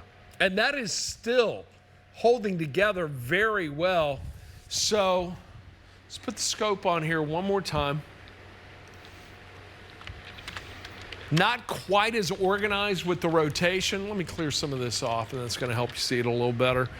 Let me clear some of this off. By the way, just to the north, we've got flood warnings there. But still, some decent rotation. Now, this is traveling over part of the area that has already had a pretty significant cell roll through it. So that first cell that came through took a lot of the energy. Doesn't leave a lot to play with, but you got to keep in mind there's still a strong southerly flow that's coming in, and there's still a lot of warm, moist air that's driving north as a result of this. And, well, there could still be a tornado on the ground, although we may have lost our visual confirmation on it, but it is still showing some signs of some decent rotation right here just to the north of Holly Springs. Again, Memphis and Shelby County still under a tornado warning right now, mainly for southwest Shelby County. I do not believe Memphis and Shelby County at this point are under a tornado threat. This part of the storm right here, that's mainly heavy rain. There could be some small hail in it. The center of circulation seemed to be a little farther south, a little closer to Hernando. Hernando, you are under the tornado warning right now. That's going to continue until, what, 1:30, I do believe. It'll be interesting to see if that gets extended. But just zooming in and taking a closer look at that. Let's zoom in, and then let's see what we're seeing in here, because there are a couple little notches in there, but this is also coming in behind that other cell. May have taken a lot of the energy as that moved on through Tate County, but we do believe we have damage tonight in Tate County and Senatobia, all right? So we do have some reports of damage along Highway 51, just to the north of Senatobia, but this is what we're looking at right now, the cell that is set to possibly impact Shelby County. That is now working its way through DeSoto County. Looks like it may become more of a straight line wind event. You see this area right here? We could be getting a pretty good, either a microburst, maybe some rotation within it, certainly showing some indication of broad scale rotation, but I'm a little more concerned about the potential for now straight line wind following in behind that. So taking a look here on velocity, oh yeah, we've got some decent wind. Let's see if I can get some wind info from this. Maybe some indication of what potential winds may be, and I knew it was going to do that. Let's see. We could have winds with this about 70 miles per hour. That's in the mid-levels of the atmosphere as it's hitting that, probably around 2,000 feet. Is that making its way to the surface? Likely not, but we could still have 50-mile-an-hour winds along the surface. So let's put a track on that leading edge of the wind itself, show you where that's going to go as it moves off to the north and northeast. This is tracking wind within a tornado-warned polygon. Crockett, 119. Hernando, 121. We're looking at winds possibly in excess of 50 miles per hour coming through you. Coldwater, 126. 136 into Cedarview. Then 140, it will move into Fairhaven. Byhalia, 149. Should get into Casey at about 156. And then move into Tasca at 201. So the potential for straight line wind damage coming on through southern DeSoto County, northern Tate County, crossing 55 between now and about 2 o'clock is very likely. And also, we're dealing with a tremendous amount of rain with these cells. Look at this, just to the west of 55 there.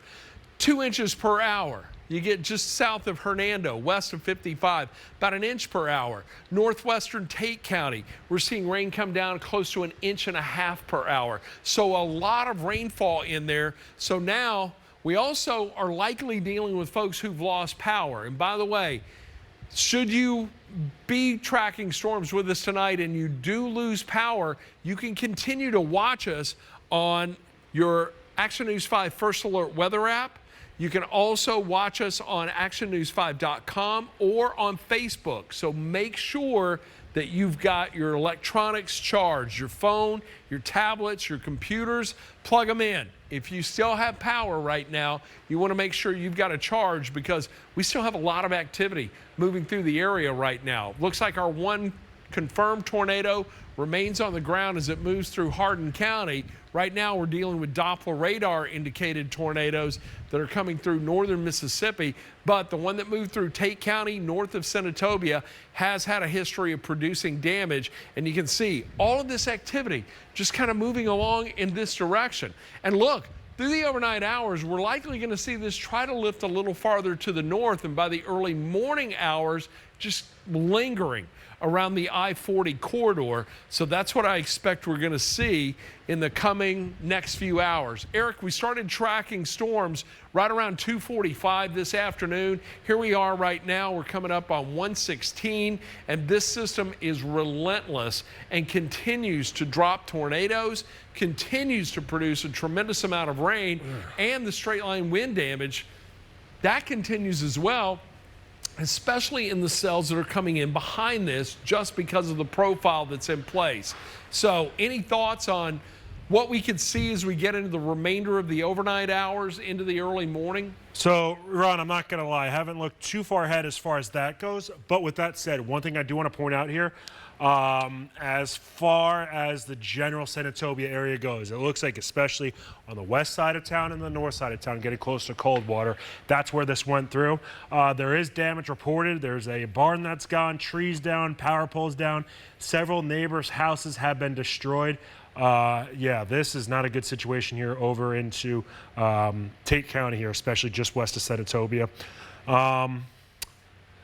As far as the tornado, as far as the cluster of showers and storms that we're keeping an eye on the most, and the reason why I word it that way is because we don't have a tornado confirmed on the ground right now, but there's still one. It's been oscillating up and down. It's been fluctuating up and down here as far as to the northeast of Byhalia. The thing about this given storm is that it's headed to areas that have already gotten hit over the past 12 hours or so. Some of those are tornadoes as far as that have hit here, and some of them are just kind of strong, severe thunderstorms that have rolled through here. So this storm is moving to the northeast at about 45 to 50 miles per hour. At the least, we probably still have a lot of rotation going on with those clouds there, as this is starting to move itself from northern Marshall County, and we'll be starting to enter far southeastern corner of Fayette County here, over towards Moscow and Williston. Get inside that safe spot right now. If you know anybody over in Grand Junction, this is looking back into Hardeman County here. This is another area that is being affected by this right now. We've got another flash flood warning that's on the way for Shelby County here, so that's just got word state troopers are being called out for search and rescue in McNairy County. Honestly, Ron, I'm not surprised about that. I don't think you are either. Governor Bill Lee issued a state of emergency for the state earlier today as a result of the storms coming through. Now we have confirmed damage in Selmer, and I'm still looking for images to see what we've got here. Well, and obviously, Ron, we got to keep in mind too, as far as when this rolled through Selmer, this was at what, at about 12:30 or so. So I mean, how many people are unfortunately probably sleeping at night? You know, maybe thinking that they were kind of in a decent spot right now, and unfortunately, I don't think that's the case. I'm going to ask you this kind of out loud, and I probably shouldn't, but do you know where Sladen is? Slayden. Yes, that's right there along Highway 72. That is in northern. It's right there between Marshall and Benton County. So hey, this is confirmed on the ground again. So this is okay. So right now, this is the same cell that you see on your screen. That is moving to the northeast here at about 45 to 50 miles per hour. National Weather Service noting that this is confirmed on the ground, or at least that there's a TDS or tornado debris signature near Sladen, and this is moving to the northeast yet again. And it's not too far off from areas that were just hit here. Man, that's not ideal. Oh, this really needs to dissipate here because, Ron, if nothing else, if this continues at the same trajectory, I don't like saying this, but this is headed generally towards Selmer yet again. Yeah. I do think the trajectory of this is slightly further to the north and slightly to the west, so I might say just northwest of Selmer, but it's going to be close yet again. All right. I just got a tweet from somebody. They're in Lewisburg. This is in DeSoto County. Nervous about what's going on. Yes, you are under a tornado warning right now, Lewisburg, but it looks like for the most part, let me clear this out of here. You guys are dealing with wind, all right? The tornado threat, I don't see it. I'm not going to completely, why does that always do that? Let me do this and zoom in right here. Lewisburg is just to the south of Olive Branch, Mississippi. You've got some serious rain, some strong wind coming through right now, but let's put a quick track on this. Let's take a look, first of all, at the velocity on it. You can see this area right here, there's some decent wind that is coming on through there just to the east of 55 near Hernando. Let me zoom in just a little tighter. Take you down a little just to the south of Olive Branch. You start to get, there you see Olive Branch right there, Lewisburg just to the south. Strong wind coming through, but no indication of rotation. But the rainfall rate right now, look at this, just to the south of Olive Branch, coming down at about 1.5 inches per hour. Back to the west of you, you've got rain that's coming down at close to 2 inches per hour and close to 3 inches per hour. So something to keep in mind, this is drawing in a lot of air from the upper levels of the atmosphere. As that heavy rain falls from the upper levels, it's bringing a column of air down to the surface, and then as it hits the ground and spreads out, that can bring down trees, that can bring down power lines, that can create some big problems with just straight line winds. But right now, I don't think you're dealing with a tornado threat, even though you are technically still under a tornado warning right now. Your main concern is the potential for damaging straight line wind, as well as torrential rain that will follow that could create some big issues with flooding. Hey, tornado warning until 1:30. Eric, what do you got? This is going to be upgraded for a tornado emergency for northern Marshall County. Yeah, I see it. Yeah. And we get a report that quote-unquote massive tornado crossing in front of the person who spotted this over in Sladen right now. All right. Look, if you're anywhere in northern Marshall County, all right, if you are from Holly Springs North, just get in your storm shelter, all right? Right here. That is significant looking. And if you're in northern Benton County and southeastern Fayette County too. If you're in Moscow, Grand Junction, Lamar, Early Grove, oh man. That's a rain-wrapped tornado right now. We're getting debris lifted into the atmosphere. As a matter of fact, Eric, you've got a TDS on it. Do I see a TDS on yours? So, I'm assuming as far as this being this the silver detection that's here. So that is a tornado debris signature right now. So we're seeing debris lofted into the air. For the one that came through Selmer, or wait, was that the one that was Tate County? I'm getting mixed up right now. There was one of the cells that was lofting debris. It was the one through Tate County that came north of Senatobia. That was lofting debris about 20,000 feet into the atmosphere. And Ron, I'd imagine being sucked up into that vortex. That one that was in McNairy County too. I'm going to guess it might have launched it honestly higher than that here. That was a nasty tornado that went through Selmer.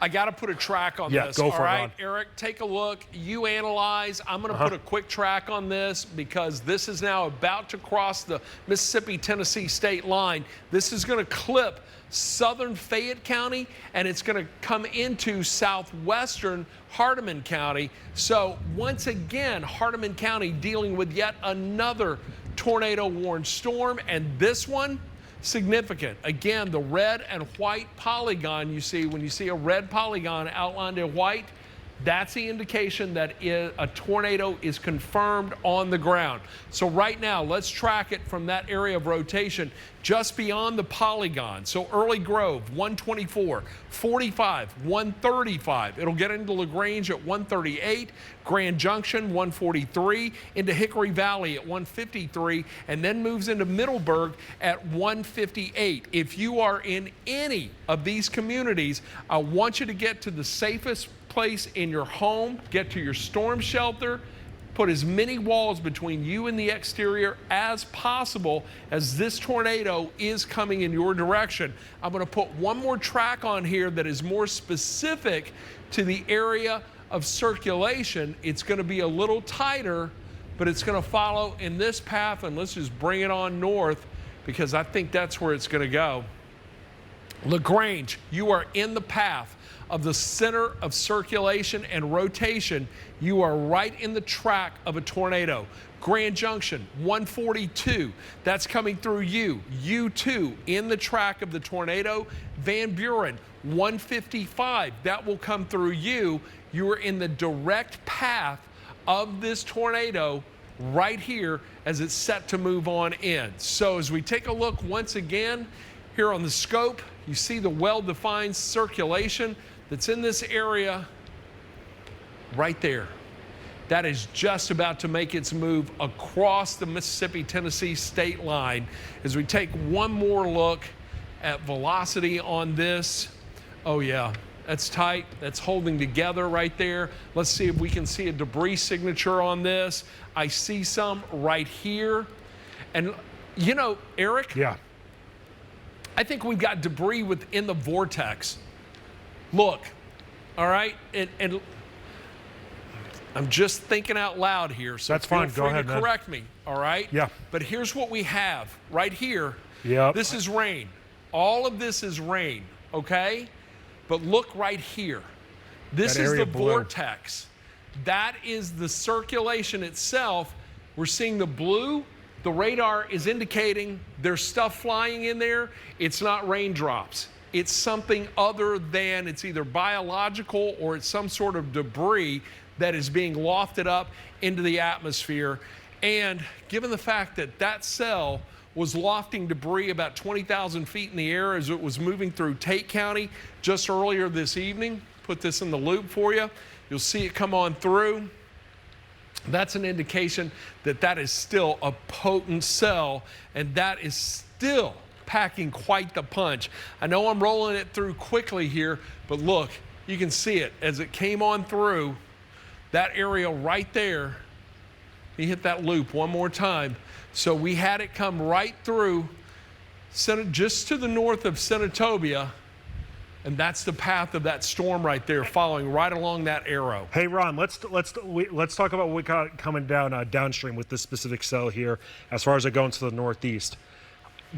These given areas aren't necessarily under a tornado warning right now, but as far as Bolivar and Selmer go, I think both of these areas need to really continue to monitor this as well. And obviously, Selmer just really took it on the chin here, about an hour or so ago? Yeah. And another supercell thunderstorm coming right in behind it. Yeah. This is going to clip southeastern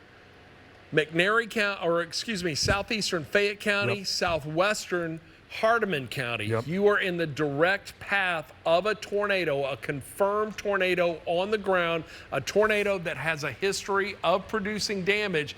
This is a tornado emergency right now for this supercell thunderstorm that's just now beginning to exit northeastern Marshall County, and it's just now beginning to cross Highway 72. This is a potent, rain-wrapped supercell thunderstorm producing a tornado right now, and we can tell just because of the circulation we see within the scope right here, velocity, it is right there. Once again, if you are anywhere near this area, if you are near the Benton Marshall County line along and north of Highway 72, get near storm shelter. Get to the lowest floor of your home. If you are in a manufactured or mobile home, get out of there. Go find a safe shelter and find a safe building in close proximity. You do not want to travel to the west. You want to move east, all right? Move east. Do not go north.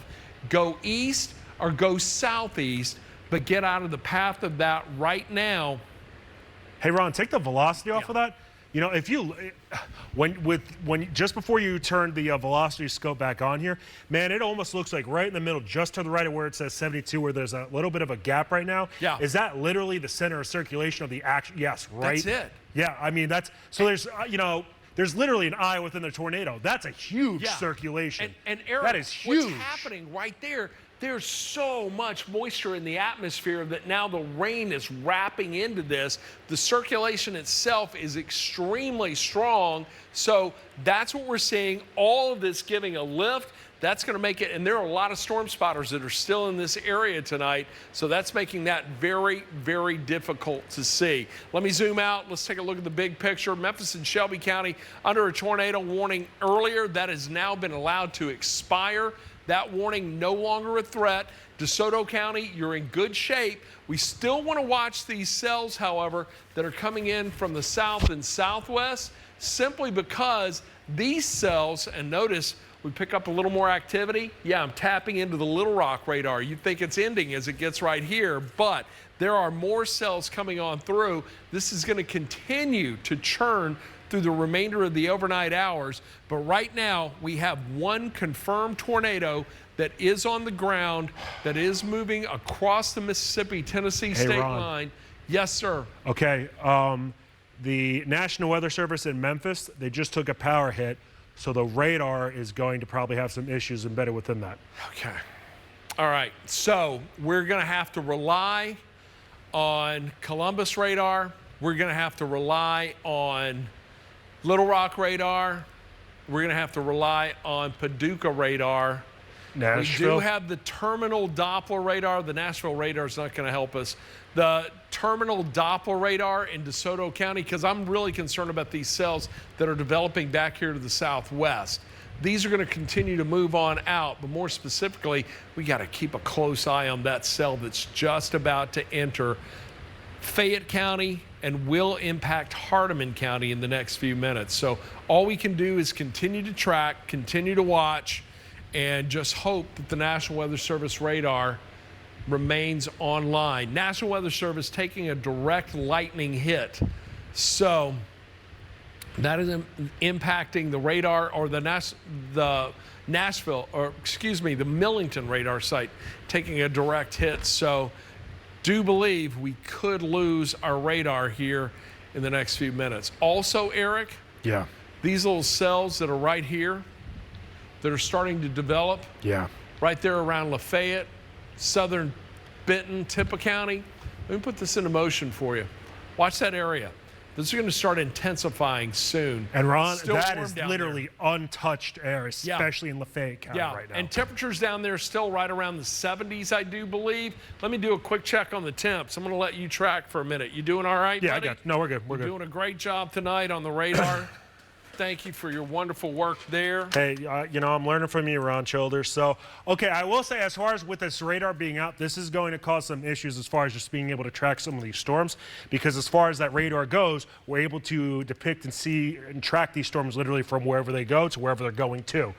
So I want to go back to LaGrange. If you are in Grand Junction, if you are in these areas that are in southeastern portions of Fayette County, put as many walls between yourself and the outside world. More so than even as far as what the radar is depicting right now, I almost want you to keep an eye on these actual lines that we have right here as far as these red lines go. This is almost going to give us a better idea exactly where these are headed towards. And it looks like right now this is going to be really close to Grand Junction as well as into Moscow right now. Let's see.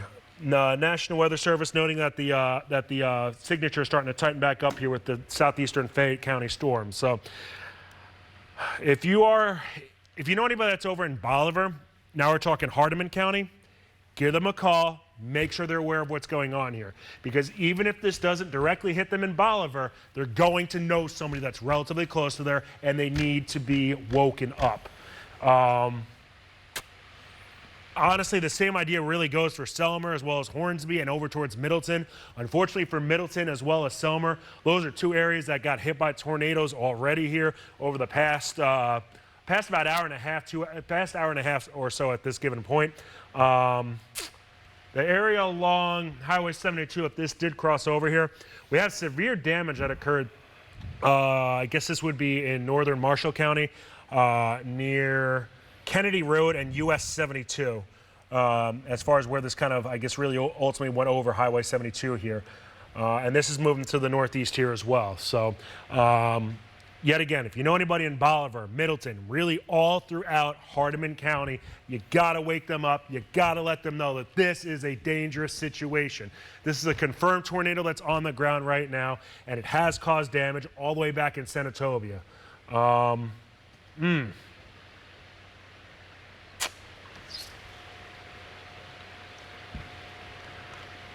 So before the radar went out, I do want to note that into Tate County, into DeSoto County, there were a couple of areas that we're seeing some pretty strong winds here near Coldwater, Senatobia. Yet again, this is the same area that just got hit by a tornado. This is the tornado warned storm that's over in southeastern Fayette County. That delivered damage on the western side of Senatobia and over towards Coldwater and marched itself off to the northeast here. So that's not a great situation with that given cell and the fact that we're seeing those stronger winds return right now. So let me flip this on over.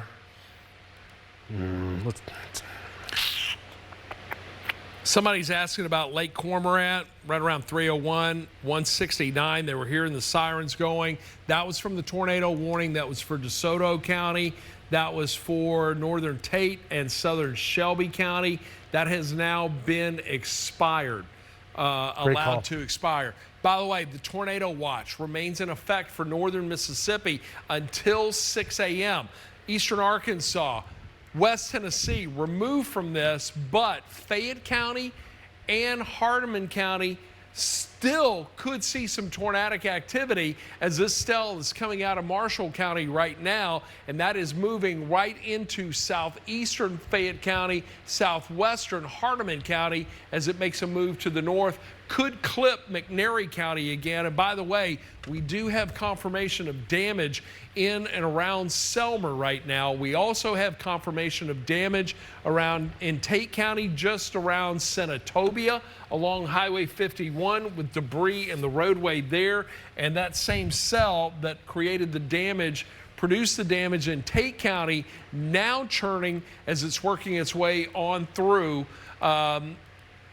in Marshall County and really or Benton County, I should say, and starting to make its way into West Tennessee. This paints the picture. Yep. It's 77 in Corinth right now. You've seen very little in the way of activity. We've still got a lot of strong to severe storms that are trying to push in your direction. It's 73 in Oxford, where we're finding temperatures at or above 70. That is an area that is still ripe for tornadic supercell thunderstorms. Look, we can't rule them out here, but we're starting to see more rain-cooled air moving in through there. This environment right here, although it saw some thunderstorms this afternoon, and I say this afternoon, we're already on Thursday, but Wednesday afternoon as this came through, the atmosphere still had the ability to rebound, pushing temperatures up to near 80 at 10 o'clock tonight. So now we're looking at the cooler air just to our north, and really areas along and north of I-40.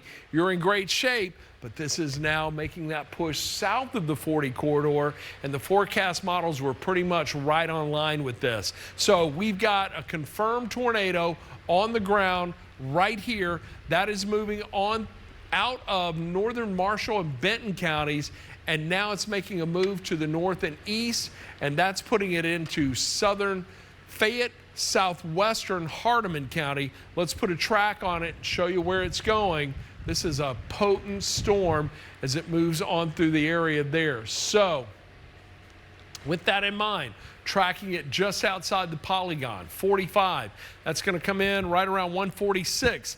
Then LaGrange, 148, Grand Junction, 152 should get into Hickory Valley at 203, 206 into Newcastle, 208 into Middleburg, and then moves into Bolivar right around 218. So we do have some significant rotation with this.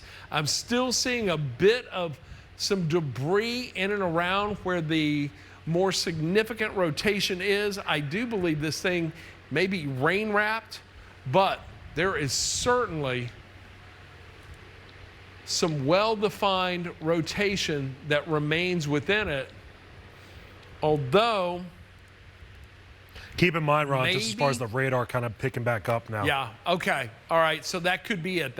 Maybe the radar may be just catching up with things. Yeah, it seems like it is back online here. So what are you looking at there? You've got a pretty decent view, Eric, of what looks like some debris within it, maybe coming up within the vortex itself. Yeah, let's take a look. Man, right Grand Junction.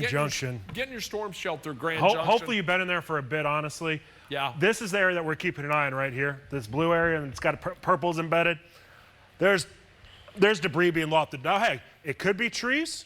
That's what we're going to hope that's the case right now. North of Michigan City, Grand Junction, Center Point. If you know anybody in Bolivar, I do think that this is going to stay just south of Bolivar, but it's close enough. You got to give them a call right now. Wake them up. Let them know. We had this same situation just happen in Selmer here a little over an hour ago. You got to wake these people up and let them know. Central and southern portions of Hardeman County, you need to wake them up and let them know right now. Same idea in Hornsby, same idea in Selmer, yet again. Same idea in Hebron, same idea in Lacey. Wake these people up. They got to know to get into that safe place right now. As far as what this is indicating here from a wind standpoint, and really what you see here, these yellows and reds, this is an indication how strong the winds are. This is indicating less than 80-mile-per-hour winds, but I think that how far away this is from the radar, this isn't necessarily doing the best job. This is almost kind of indicating the middle of the tornado almost more than anything else. You hear about an eye of a hurricane. I kind of think this is really that more than anything else here.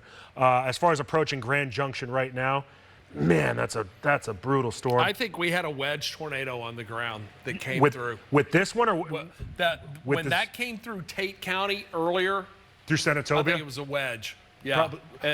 Reed Timber just posted a picture of it. I can't show it to you, unfortunately, because we don't have permission, but there is a distinct wedge tornado lit up by lightning all around, and you can see it on the ground. And again, we had the confirmation from other spotters in the area, visual confirmation there, and the debris that is in the track or path of this storm as it moved on out. Interesting polygon the National Weather Service has there. Let me clear this out. Let's take a look at the big picture once again. Let's go here. New tornado warning, all right, too. So they did extend that. I was wondering about that. So now the new tornado warning is going to go The confirmed tornado for Chester, Fayette, Hardeman, and McNairy counties. McNairy County, Selmer, just took a direct hit from the tornado that just crossed the Tennessee River. Now we're looking at another one coming in behind it, and that could be on track to deliver a second blow to McNairy County and the town of Selmer. Let me zoom in. Let's put a track on this. Let's show you where it is, where it's going. Right now, you can see that hook echo still hanging in there, and absolutely amazing because we've had a couple of strong, potent cells that have already moved through this area, yet that's still holding together. Now, as I put a track on this, let's track it from the center of the rotation itself, which is right here. I'm going to zoom in just a little tighter on that. Let me pan this way just a bit. And then let's put a track here, and we are going to go in this direction with it. All right, so Grand Junction 143, Hickory Valley 155, 210 Bolivar, you're in the path of this. Hornsby 218, Cypress 224, Raymer 231, Selmer 235. So Selmer, you've got about 45 minutes before another round comes through your area, then into Henderson at 12:44. I want to clear this out, and I'm going to put a tighter track on here, all right? Just from the area of rotation, it's going to be right here. Let's move it to the north and east. If it follows along the path, this one may move north of Selmer, but Van Buren, you're right in the direct path of the rotation. That's going to move in at 156. So here we are at 144. You got to get to your storm shelter right now. It's coming down hard and heavy. There may be some hail in there as well, some strong wind, but a possible tornado or a confirmed tornado, let me say that, a confirmed tornado is moving directly toward you. Hebron, 210. Hornsby, 218, 232, Masseyville, and then it will move into 40 Forks right around 240. So that is following this direct path of the storm itself, and that area of rotation as it comes on through. Looks like Selmer's going to be spared from this one, but man, it's going to be close. So, Ron, Highway 18, this is south of Grand Junction. Apparently, that road is impassable right now because of numerous large trees being down. Wow. So Highway 18, just for perspective too, that's essentially Highway 7 that goes from Holly Springs all the way up towards Bolivar. Right. All right, so let me put this in here because Grand Junction was in the path just a little while ago. I'm having a tough time getting it to pop up on the radar site itself. And look, this is right there on it, Eric, right there, just crossed 64 as it was coming on through there. So now crossing 18, it's just now making its way across. So that's a pretty quick storm report already. So I assume that's coming from a spotter that's in that area, or is that from law enforcement? That's coming from a spotter. It looks like a member of the media that's kind of following this here, and he's been pretty reliable, just kind of following him. It's not from the Mid-South here, but keeping an eye on it. Good deal. Let's put another track on this once again, show you where it's going to go and who it could impact in the next few minutes. So we'll track it from right there along the highway, all right? We'll track it north and east. I'm not going all the way through the polygon. This is just to get you through 210. But Salisbury, you're in the path. Van Buren, right in the path of this, and that will move in at 158. Then moves into Roger Springs at 204. Should get into Lisbon right around 210. So, Eric, we're coming up on what could be 12 continuous hours of storm tracking tonight, beginning at about 2:45 this afternoon. Or Wednesday afternoon, I should say. And here we are approaching the 2 a.m. hour on a Thursday, and we've still got a tremendous amount of activity, strong to severe storms, and confirmed tornadoes on the ground right now that have impacted parts of northern Mississippi from just to the north or right there around Senatobia, on through Marshall County, up through Benton County, and now coming on into West Tennessee, clipping southeastern Fayette, southwestern Hardeman County. We know Selmer took a direct hit from a storm that moved through there this evening, or tonight, late tonight. It's now east of the Tennessee River, but that cell moved right through the town of Selmer, and we are getting reports of damage in the area, and it could be considerable. Tennessee State troopers being brought in for search and rescue as a result of the storm that is moving through there. So this is what we're seeing right now. Doesn't look like a lot. Still want to keep a close eye on this line right here because this is still a juicy environment. There could still be some spin as a result of the strong southerly flow, and then the eastern trajectory of this whole line could allow some of these individual portions of the storm to spin themselves. But right now, the most concerning is the one that is just now working its way back into West Tennessee, and that is starting to make its way a little farther north, and that's going to push on into Hardeman County within the next few minutes. Eric, what have you got there? That's a good-looking view of this, of the rotation itself. Yeah, definitely, Ron. It's we definitely have that spin that's going on here as far as that. And it's just relentless. It won't stop. Agreed. This is held together. Long track tornadoes. We talked about that earlier today. The environment ripe. We really thought we'd see them earlier in the evening hours, but now here we are, late night, approaching 2 a.m., and we are looking at what is likely. And what is the distance? Let's say from, I think you've got the distance tracker. Yeah. It was 60 miles. We saw that actually form right around northern Tunica County or central Tunica County. Agreed. Can you track it from, let's say, Highway 61 up through where it is right now? Yeah, I gotcha. Because I think that thing was holding together from that very time on. And that's a monster. See what the distance is on that, because I think that could be, what are we looking at, Victoria? So on the right-hand side, that was from the Selmer storm. I know it's hard to see, but yeah, you kept those flashes of lightning. I see debris on the ground. Yeah, and like I said, that was the one that was from Selmer here. Okay. Chief Meteorologist Ron Childers and myself, we're looking at something that's on social media. I am currently retweeting this, eBrill WX, if you want to see the retweet of that. And we got a report from somebody that it's from a person's son's backyard over in Selmer right now. If you want to check that out, unfortunately, just as far as just things go, can't really show that on air here, but I mean, we have a pretty nasty looking storm that looks like it was on the ground here over in Selmer. Yet again, this is going back about an hour and a half ago. Let's talk about what we have on hand here. Can you give me the distance quickly from Highway 61 right there from Tunica on through Tate County? Sure. I would track it from right there and to where it is right now. That's been on the ground for about 80 miles. Right. There was a point when it was in Marshall County that it did lift.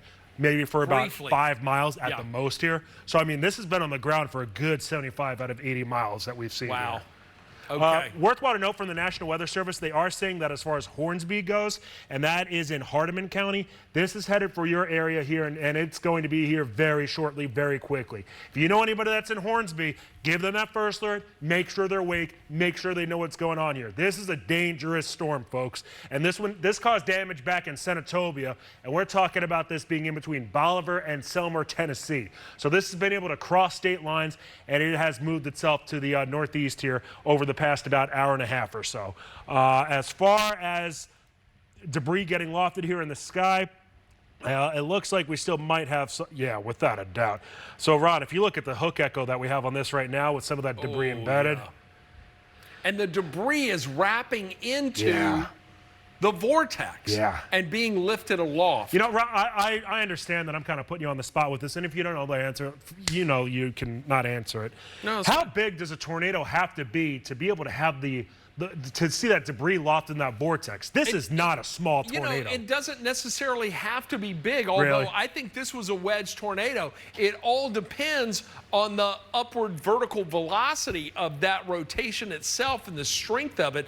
But tonight, that's what we're really seeing are these strong UVVs and this warm, moist air just shooting straight into the sky. I was really surprised we weren't seeing more in the form of large hail as a result, but that's an indication that we've got the warmer air that's aloft as well. So really the environment perfect for supercells and tornadoes tonight, not necessarily the larger hail that we would see in a similar environment. But when you've got that warm, moist air shooting up right into these cells and continue to feed them, you're going to see that debris go right into that vortex as we're seeing right now. So that is the case. Let me clear this out of here. Hey, Ron, you know, let's talk about this a little bit out loud right now. Okay. So we both really do believe that Selmer, Tennessee, I mean, I think this tornado literally went straight through the downtown area of Selmer. So.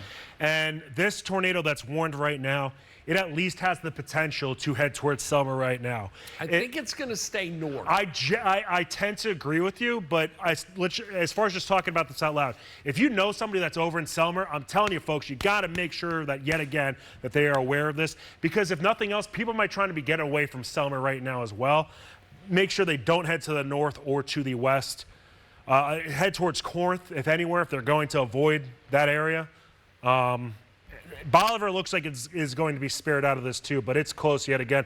Really between Bolivar, Middleton, and Selmer, this is going to go right kind of in the middle of all those right now. Yeah, now look, I put a track on this. These are the communities that are in the direct path of the rotation itself, all right? So based on where the rotation is and its direction at this time, I'm tracking it right through the center of that polygon. If it continues in that path and in that direction, it's going to get into Hornsby at 214. Should get into Masseyville 227. We'll see it in McNary at 233, and then get into 40 Forks right around 237. Confirmed tornado on the ground right now. This has a potent hook to it, and we're getting a signature of debris being lofted into the atmosphere. At one point, as this came through Tate County, it was lofting debris about 20,000 feet into the air. So that's everything from shingles to branches, limbs, tree limbs, whatever, you name it. Any type of debris was being lofted about 20,000 feet into the air. This still has a potent look to it and showing a well-defined debris signature right there. And we're also seeing a really, really strong couplet. Let me zoom in. It is unbelievable how well together this has stayed through the duration of its life. It really is unbelievable. And that just gives you an idea. That's why we had the high-risk environment over the area today. Now, this area was actually just on the periphery of it. Yeah. The Storm Prediction Center really targeted it well with the storms that came through northeastern Arkansas earlier. And by the way, Lake City and Monette, Arkansas took a direct hit from a tornado. Those towns shut down tonight as a result of serious damage in that area. But now the focus has shifted south and into northern Mississippi and south and west Tennessee, south of the 40 corridor. But this cell itself still holding together. And look, did the debris signature just tick up? It sure did. Look at that, Eric. Yeah, National Weather Service saying that it's evident. Do you have a skit on that? So let's I'm thinking that's at least an 8. So it's 7.8 right now. So I mean, we're right on track. 7.8. Yeah. All right, so I was thinking it was going to be an 8. Look at that. Give that a little bit of a tilt and take a look at that shear marker that's right there. It's low, it's compact. When we see these shear markers tall, that means the rotation is in the upper levels of the atmosphere. When it's short and compact like that, that's an indication that that rotation is in close proximity to the surface, and that's what we're seeing tonight on our Barron Link system. The BTI, the Barron Tornado Indicator on that, at a 7.8. Anytime this gets above a 7, we're pretty confident that we have some serious rotation and likely a tornado on the ground. Eric? Yeah, hey, Ron, as I'm kind of looking back into the northeast, this is not a warned storm. The northeastern corner of Marshall County, we have at least yet again some more greens and reds kind of interacting with each other. I see it. What's the BTI on that? Let's see if we have some over here. Not necessarily a debris signature, but there could be some straight line wind. Dude, another 7.1. Yeah, that's trying to tornado right now. Man, that is trying to tornado right now. And this is in one of the same areas that had the Sladen area, which had that confirmed tornado not too long ago too. Can you go down to street level on that? Let's get some streets Sure. that are in the path. All right. Let's dive a little bit closer here towards Mount Pleasant. So we're looking at Coopwood Road over towards Rosevale Road. This is Highway 72 right now in northern portions of Marshall County.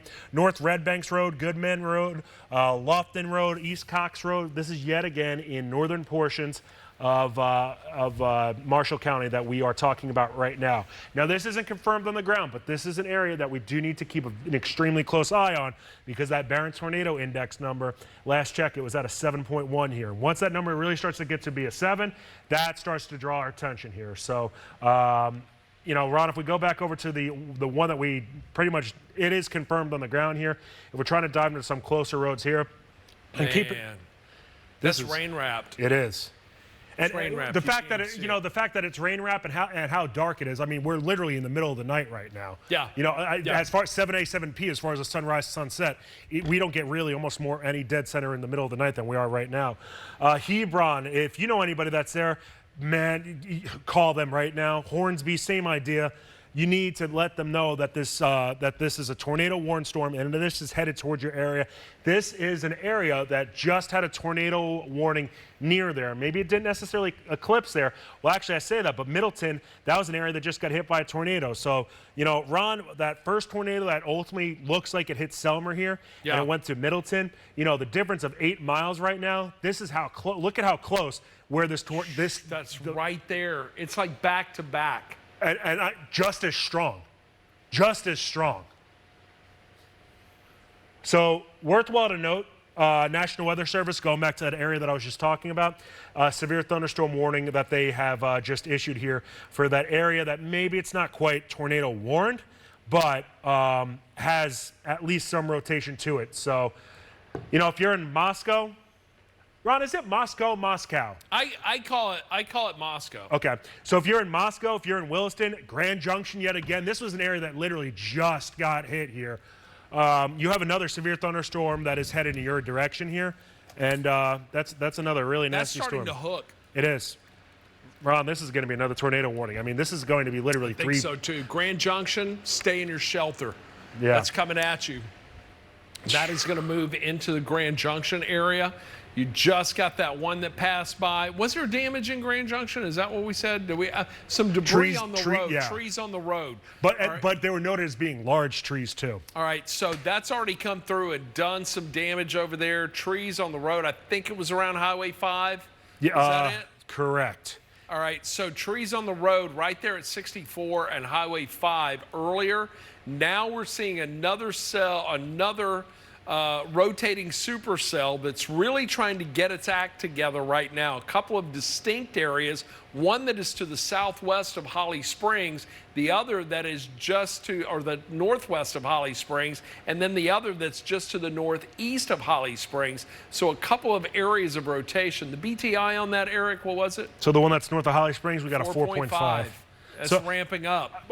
I think that number was actually just out. It was up at a 7.1. Okay, all right, so it's ramping down. But something that I've seen with a lot of these throughout the evening, though, they honestly have been going up and down like drastically. I mean, going from a 7.1 to a 4.5, that's a pretty big difference in one scan. Which we were looking at on a forecast models, the ramp up or pulse up, pulse down. Similar situation to what we saw on Sunday night. Yeah. With the storms that rolled through. Hey, let's jump back into that cell that's over in Hardman County, though, because, I mean, this is still a tornado that's on the ground, and this is still headed towards Hornsby. So the good news is, at least for Bolivar, Ron, correct me, obviously, if I'm wrong with anything that I note here, this doesn't look like this is going to be an issue for Bolivar. With that said, especially if you're on the southeast side of town, you still got to treat this like a tornado warning and get into your safe place, get into that storm shelter right now. Hornsby, this is headed towards you. Yeah. Can't emphasize that enough. If you know anybody that is in Hornsby in the eastern side of Hardeman County, you got to make sure that they're awake and they know what's going on. This is a serious tornado over towards Finger, Sillerton, Bethel Springs. Fortunately, this looks like this may stay just north of Selmer, but it's going to be another really close call with this one here. Oh, man. Yeah, there's a lot going on right now. Absolutely amazing. And what a night this has turned into with the, we thought we were going to see a situation where this would turn into just a bunch of thunderstorms, severe thunderstorms, but the temperature profile, 10 o'clock tonight, temperatures were still near 80 from Corinth all the way down to Clarksdale. And we've still got warm air that's still firmly in place just to the west of Oxford, or right around Oxford. Look at this. It's 73 there right now. It's 77 degrees in Corinth. Along and north of the 40 corridor, where we're finding temperatures in the low to mid 60s, a bit more stable atmosphere, but a lot of rain still coming down there. We still have the tornado watch that's in effect. This is going to remain for northern Mississippi until 6 a.m., but we've got a tornado warned storm that is now in West Tennessee outside of that tornado watch, and that is in Hardeman County right now, and it's about to make a move into northern McNairy County. This will be the second storm to come on into McNairy County just within the last few minutes. So let's put another track on this. I'm going to track it from the center of circulation on through the polygon. Hornsby 210, Pine Top 217, Masseyville 223, Bethel Springs 228.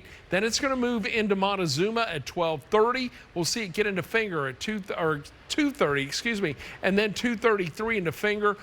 Henderson at 2:37, and should move into Old Lawton right around 2:40. So that's the tornado warning that remains in effect. That a confirmed tornado on the ground for Chester, Hardeman, McNairy.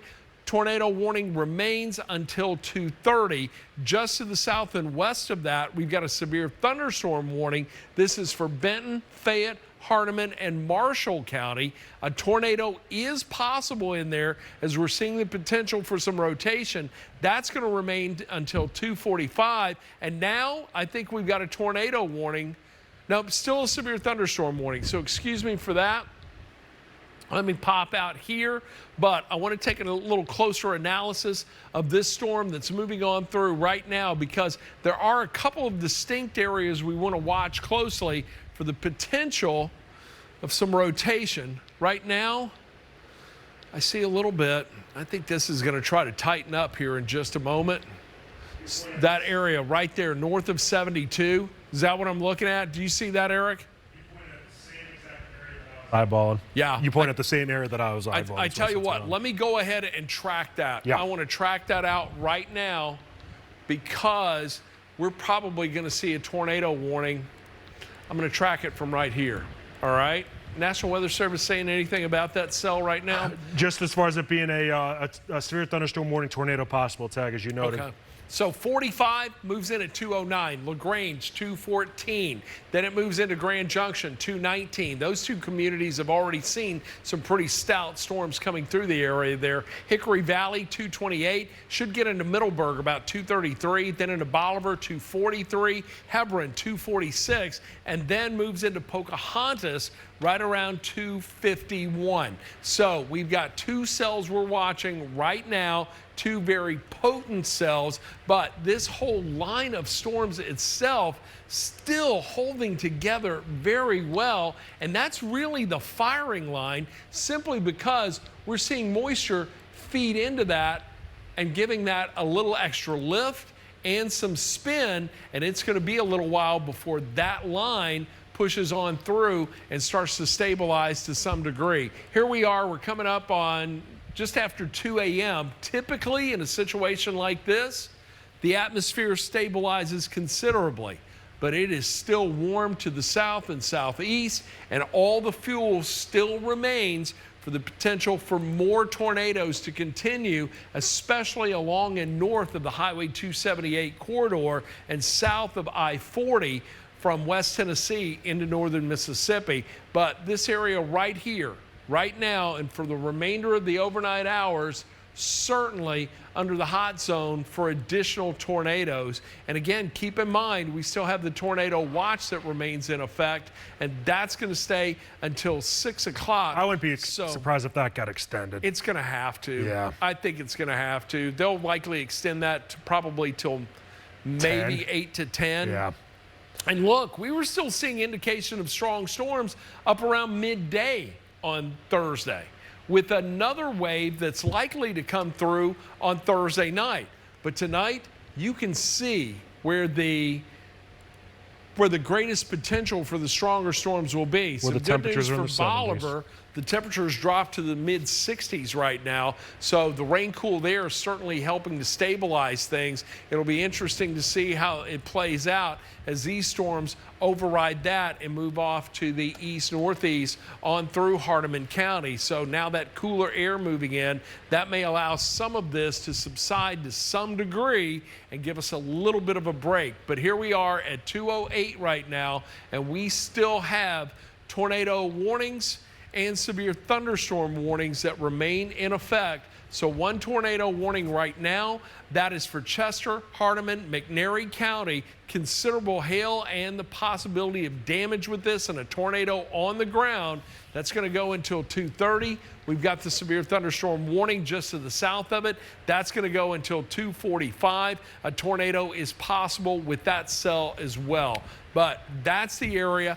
That's what we're looking at right now. And this is the general movement of all of that activity as it comes on through. Eric, what have you got over there? So Ron, the severe thunderstorm warning, that has 2-inch hail, the possibility of 2-inch hail within it. But apparently we have Garner Montgomery. He's actually down in Senatobia, hopefully with some sort of report. So Garner, if you can hear us, what you got going on down there?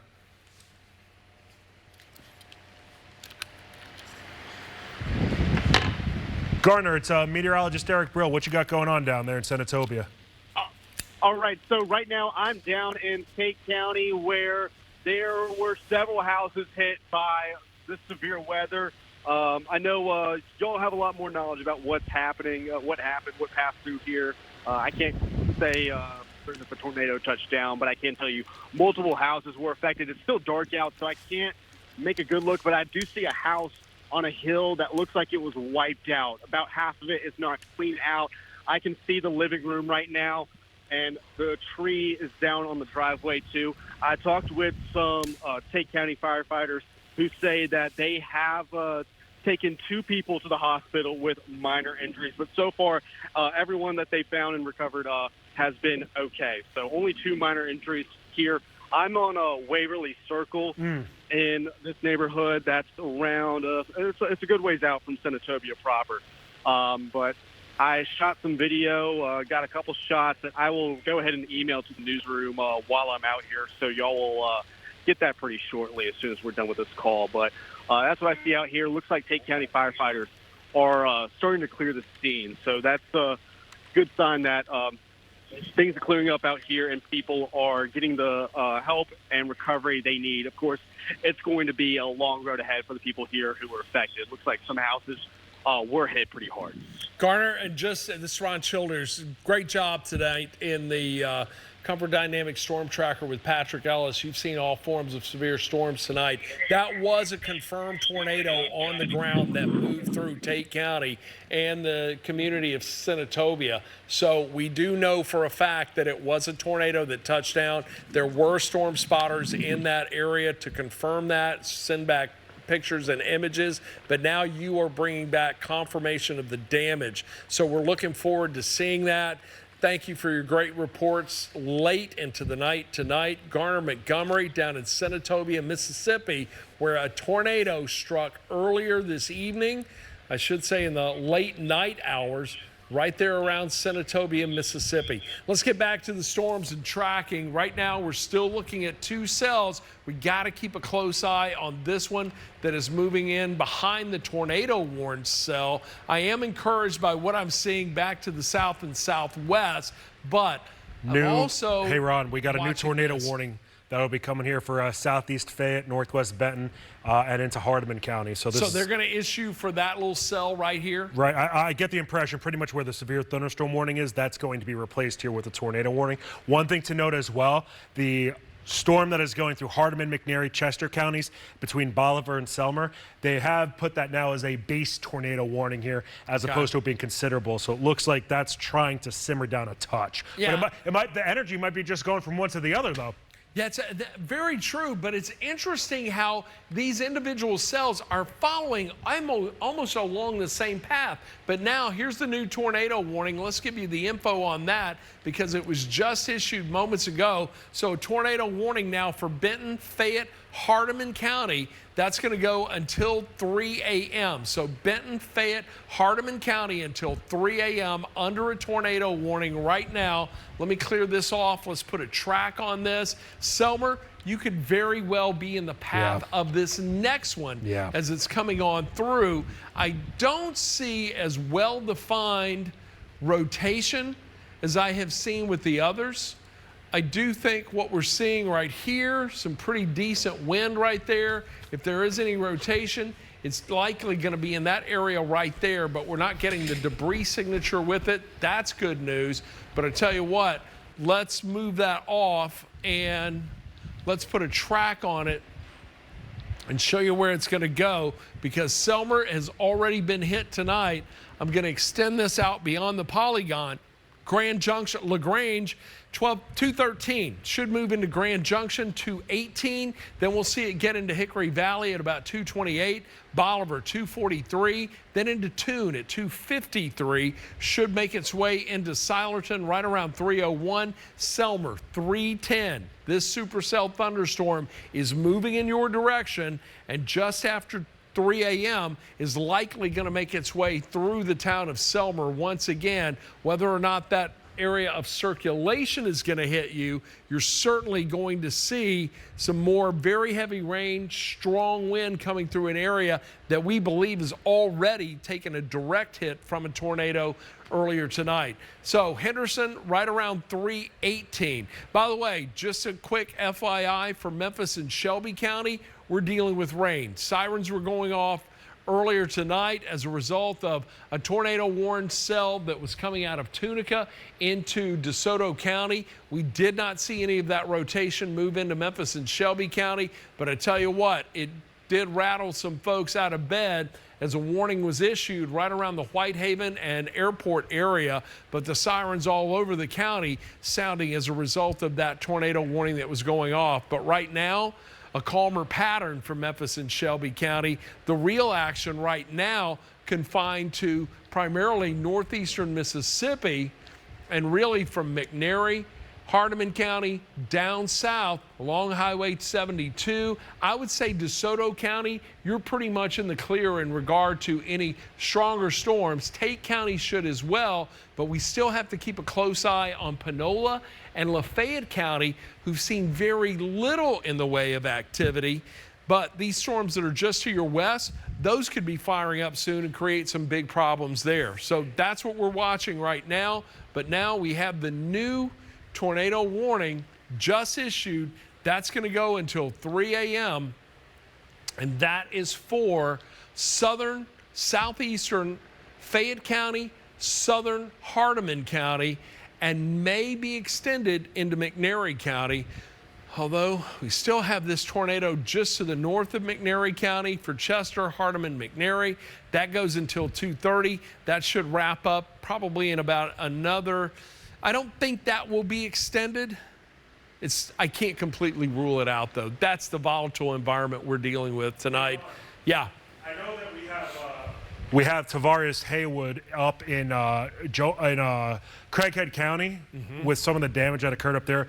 Do you want to take him right now, or do you want to? Let's do it. Okay. That's eastern Craighead County, near the town of, are you in Lake City or are you in Monette? Monette. You see the flip car behind him? They took a direct hit from a tornado. T. Wood, tell us what you're seeing. Hey, good morning, Ron. Hey, guys, I'm in Lake City right now. I'm at 3054 Highway 18 here in Lake City. Listen, I just want to show you this. This is the wildest thing I've ever seen weather coverage-wise. I just saw a police officer just pulled up to the scene not too long ago and showed me video of a huge tornado coming in this direction, going right across the road here. Unfortunately, when we pulled up to this house, we saw a dog. So if you are watching this right now and you live at 3054 Highway 18 in Lake City, Arkansas, your dog is here, right here, Bo, right behind us. Let's show folks the dog right here. Unfortunately, he's scared right now. If this is your dog is safe.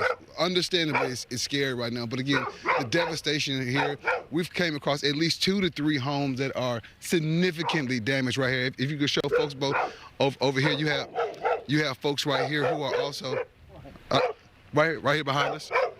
You have folks right here who are kind of going through their things that are left behind. We're going to see if we can chat with them in just a sec. But again, the devastation, you guys, is just wild. Bo, let's just try walking over here. Now, walk behind me, Bo. Walk behind me, Bo, please. You just don't want to walk across any lines here. Be very careful, T. Wood. Hey guys, how y'all doing? Very careful. Good. I'm Tavares Haywood with Channel 5. How you guys doing? Is this you all's home? Yeah, it's my cousin. It's your cousin's home? Is everybody safe? Yeah, everybody but my mom's dog. That's what we're out here looking for. He was in the cage when the storm hit. That's not the dog over there barking. Is it a brown pit bull? No, it's like a little black Doberman Pinscher dog. Okay. It's specked. What's your thoughts seeing all of this? Man, it's crazy. This house was just here last week. Yeah. Where's your mom now? She lives all the way out in Cash. Gotcha. And you said this is your aunt's home? Yeah, it's my cousin's house. My mom's sister's daughter. Gotcha. How's she doing? But I believe they're doing okay. Okay. I think they're at a hotel right now. Gotcha. Have you guys been able to look and salvage anything right now? We just got out here. Just got out here? Yes, sir. Okay. Hey, I'm going to come back because I want to help you guys look for that dog, okay? Yes, okay. Hey, so I'm going to send it back to you guys again. I just want to show you, look at this huge tree that's been uprooted here. So it's a lot of damage. Again, this is Lake City, Arkansas. So it's just so much going on right now. You have this family looking for a small Doberman Pinscher dog from their cousin. You know, this, again, the officers showed me video of the tornado just coming across, snapping trees, power lines. You know, again, this just shows the severity, the power behind this storm. So again, we're going to head up to Montague, Arkansas, and just Monette, Arkansas, to look at the damage up there again. But just to see cars, completely turned over, homes destroyed, people misplaced. It's truly devastating. So I'm going to send it back to you guys in the studio. All right, T. Wood, thank you for that report. We'll look forward to whatever you bring us as the morning progresses. New tornado warning just issued moments ago. This is for northern McNairy County. It is going to include Chester, Hardin, Henderson, and McNairy. It's going to take it outside the Action News 5 coverage area, but that's still a potent storm. That's going to continue until 3:15. Got a couple other cells that are following in close proximity behind it. Let me pop these up quickly, clear this out of here. Let's take a look at the next cell that is under a tornado warning that remains, and this one's starting to look a little more potent, still trying to get its act together for Benton, Fayette, Hardeman County. Benton, I think you're in good shape. That is north of Highway 72 now. Looks like it has crossed into West Tennessee, or at least this area of rotation seems to have crossed into West Tennessee now. But Hardeman, southeastern Fayette County, and there's a little rotation right there. It's near Grand Junction. Eric, you've got a good view of it. Oh, wow. Man. Let's take a look at that. Man, Grand Junction just yet again continues to get, I mean, is this the third tornado warned storm to go through Grand Junction? I think so. It's at least the second. Yeah, I think that's the third we've seen. As far as this goes here, so notice the cylinder that's on your screen. That is a shear marker, and that's, well, we got 2 of them. Both of these have been tornado warned storms here, and now the markers themselves seem rather tall. It's when we see the short, compact ones, that's the one that makes me take notice. Hit that shear marker or that skit, and let's see what the BTI is on that. Wow, it's 7.4. And the one that's off to the northeast here, I know it's kind of sort of clearing out of McNairy County now. That's been that's at a 7.7 as well. So I mean, both of these are stacked right on top. I mean, how far are these from each other? 20 miles maybe? And how often do you see tornadoes follow tornadoes follow tornadoes? And Ron, it's not like these are not weak tornadoes either. These are strong. Yeah. Damage-producing tornado. We know the one that is moving through Hardeman County right now that is making its way towards northern McNairy County, or it's already in northern McNairy County, excuse me. That storm has had a history of producing damage. And Ron, they're going back to putting a considerable tag back on it now again. Yeah, I see it too. You can tell. You can absolutely tell. 7.7 BTI remains on that. That is some serious rotation associated with it. I don't see debris. That's good news. But at the same time, I still see significant rotation holding together as that's moving on through. Hey, so just be aware, just when you're watching this here, I'm sure you just saw it, Ron, but I'm kind of flip-flopping back and forth between the Columbus radar and the Millington radar because this is obviously in a little bit of a quieter zone there, or empty zone there. All right. So Bethel Springs, that is just to your northwest. Get in your storm shelter, Bethel Springs. Henderson, I think you're in good shape right now, but it is in close proximity. This is just about to cross Highway 45 as it continues to move to the east through northern McNairy County. And again, considerable rotation, tornado-warned storm. Doppler indicated right now, but all indications and the BTI are telling us we've got a tornado on the ground in that area at this time. So if you are anywhere in close proximity to that, seek shelter immediately. Eric, are we seeing any hail signatures anywhere? I've not seen anything tonight. You may have a better view on those cells, but these have just been tornado and heavy rainmaker, high precipitation supercells. I believe you are correct about that. I mean, these are, Ron, these are blending together.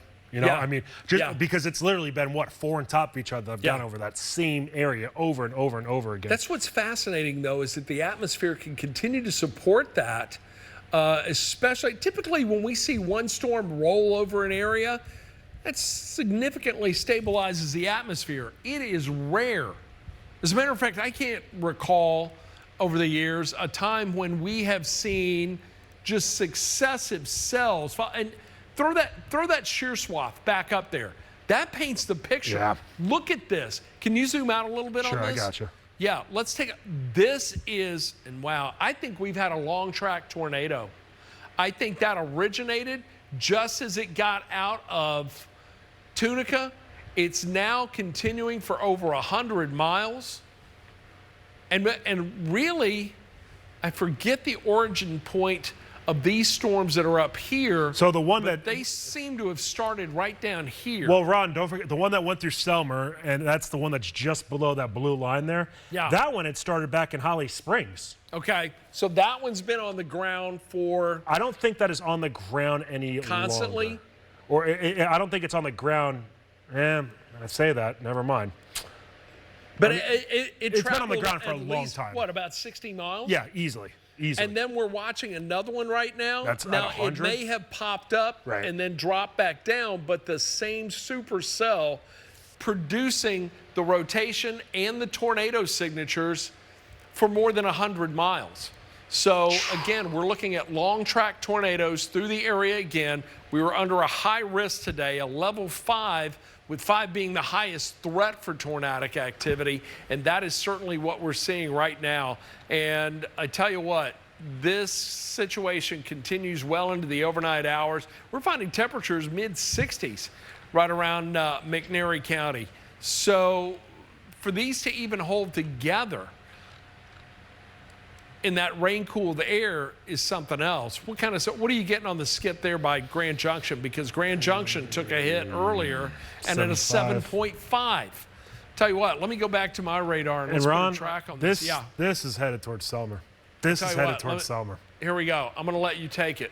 All right, so let's see. Let me get confirmation here as far as from the National Weather Service as far as what they anticipate this going as here. So they have this going to the north, moving to the east at about 50 miles per hour. I do think that there is a slight northerly component embedded within it here, but let's track this out here. So if we track this going at 50 miles per hour, and that's what it is doing now. This is looking at Middleton. That was another area that got hit by a tornado at 2:42, so that was about 15 minutes ago. Guys, if you could, I'm not sure if Ron turned his mic off, but I think he's going to go talk to the newsroom here, so this would be just me for a momentarily. This is headed towards Middleton at about 2:42. By the time it reaches Selmer, we're looking more in the range here. Let's go back and see exactly how far away Selmer is from this given storm. So how does that make sense? What did I do wrong? While you're looking at that, yeah. I just want to bring up the point. We were streaming live on Facebook. We've lost the Facebook feed, but we're working to get that back online. So I think your mic's on mute. excuse me. So we've lost our Facebook feed. So if you were tracking on Facebook, we're working to bring that back up. But you can go to the Action News 5 First Alert weather app on your smartphone or your tablet, or go to actionnews5.com and you can continue our live coverage there. We are streaming live on that. And by the way, we're also on our digital platforms on the Action News 5 app on Amazon Fire, Roku, and Apple TV right now. We are tracking tornadoes tonight. Confirmed tornadoes right now. This one seems more Doppler radar indicated. Correct. But I tell you what, it is still, every aspect of that tells me there is something on the ground moving through there right now. The only thing missing is the debris signature. And we just don't say, oh, and there it is. Just as I say that, look at this. And that was holding together. Yeah. Looks like it's kind of stretching out a little bit. It looked like it was a little more, oh yeah. Just as it was about to move through Grand Junction, that had ramped up or pulsed up pretty quickly there. So I want to go back out west because there's another skit that's popping up here outside of Byhalia. It looks like that's a little bit tamer here, but it's still just worthwhile to kind of backtrack and look at some of the stuff. But, you know, it's got to get to a certain point, Ron, where, you know, a lot of these storms that just keep recycling over the same areas, the energy just has to run out here at some point. The thing is, though, we still have a large portion of the Mid-South from pretty much Batesville, Mississippi, all the way to Corinth that has largely been untouched, especially into Lafayette County. I mean, fortunately, you know, there's nothing really catching our eye right now, but good gravy. This is a lot. It's been a long day. We started tracking storms almost 12 hours ago. We went on the air about 12:45 Wednesday afternoon. We're coming up on 2:30 a.m. Thursday, and we are still tracking storms. We stopped down for probably, 10, 20 minutes? Give or take. Just to regroup, take a look at what was going on in the area, and then bang, the next round comes through, and now we're still tracking it as these storms continue to make their move through the Action News 5 coverage area. Let me back up. Let's show you the big picture and what's going on. Right now, the focus to the east, and really from right around eastern Fayette County on through Hardeman and McNairy County. I want everybody in Hardeman and McNairy County to stay aware as this is moving on through right now. As we take a closer look at that area, still getting some rotation right there around northern McNairy County, but this little cell that's back here just passed through Grand Junction, now headed towards Middleton, is showing some signs of ramping up as well. Tornado warning remains in effect, I believe, for this until 3 a.m. We've got the tornado warning for northern McNairy County. Not sure if it's going to let me post that. That's going to stay until 3:15. So Chester, Hardeman, and Hardin and McNairy County under the tornado warning there until 3:15. But Selmer, you're in the clear. However, we do know Selmer took a direct hit from a tornado earlier tonight. There are search and rescue teams in that area. Tennessee Highway Patrol being called in to assist with that. But right now, we're still seeing some decent rotation right here. And it was even showing a debris signature. Wow, and that is still holding together as that moves on through. Let me put a track on this because Middleton, that is coming right toward you. Again. So if you are in Middleton, get to your storm shelter now. Rogers Springs, 247. Middleton, 245. Hebron, 250. Essery Springs at 2:52. Then it's going to move into Hornsby at 2:58. That is a supercell thunderstorm. We are getting all of the indications of rotation within it. The BTI on that was well above a 7, closer to an 8, still holding at a 7.4 right now. But you see that couplet right there. That's the rotation. It is moving to the east-northeast, and this is going to create some big problems as it continues to move on through southern Hardeman County. Let me zoom out just a little bit. Let's take a look at the bigger picture here. Still a lot of, and there's a little something trying to develop back here, and even in northern Marshall County. Let me just throw the velocity on here quickly. And not as impressive. There's a little something right there. That may be a little wet microburst, but I think we're likely seeing the rotation and a confirmed tornado that remains there. And again, the warning until 2:33 or 3 o'clock, excuse me. Here we are at 2:33, and we're coming up on 3 o'clock. All areas north of the 40 corridor, you're in good shape. All right? If you're north of the 40 corridor, severe weather threat for the night is pretty much ended. We could see some redevelopment as we get into the early morning hours.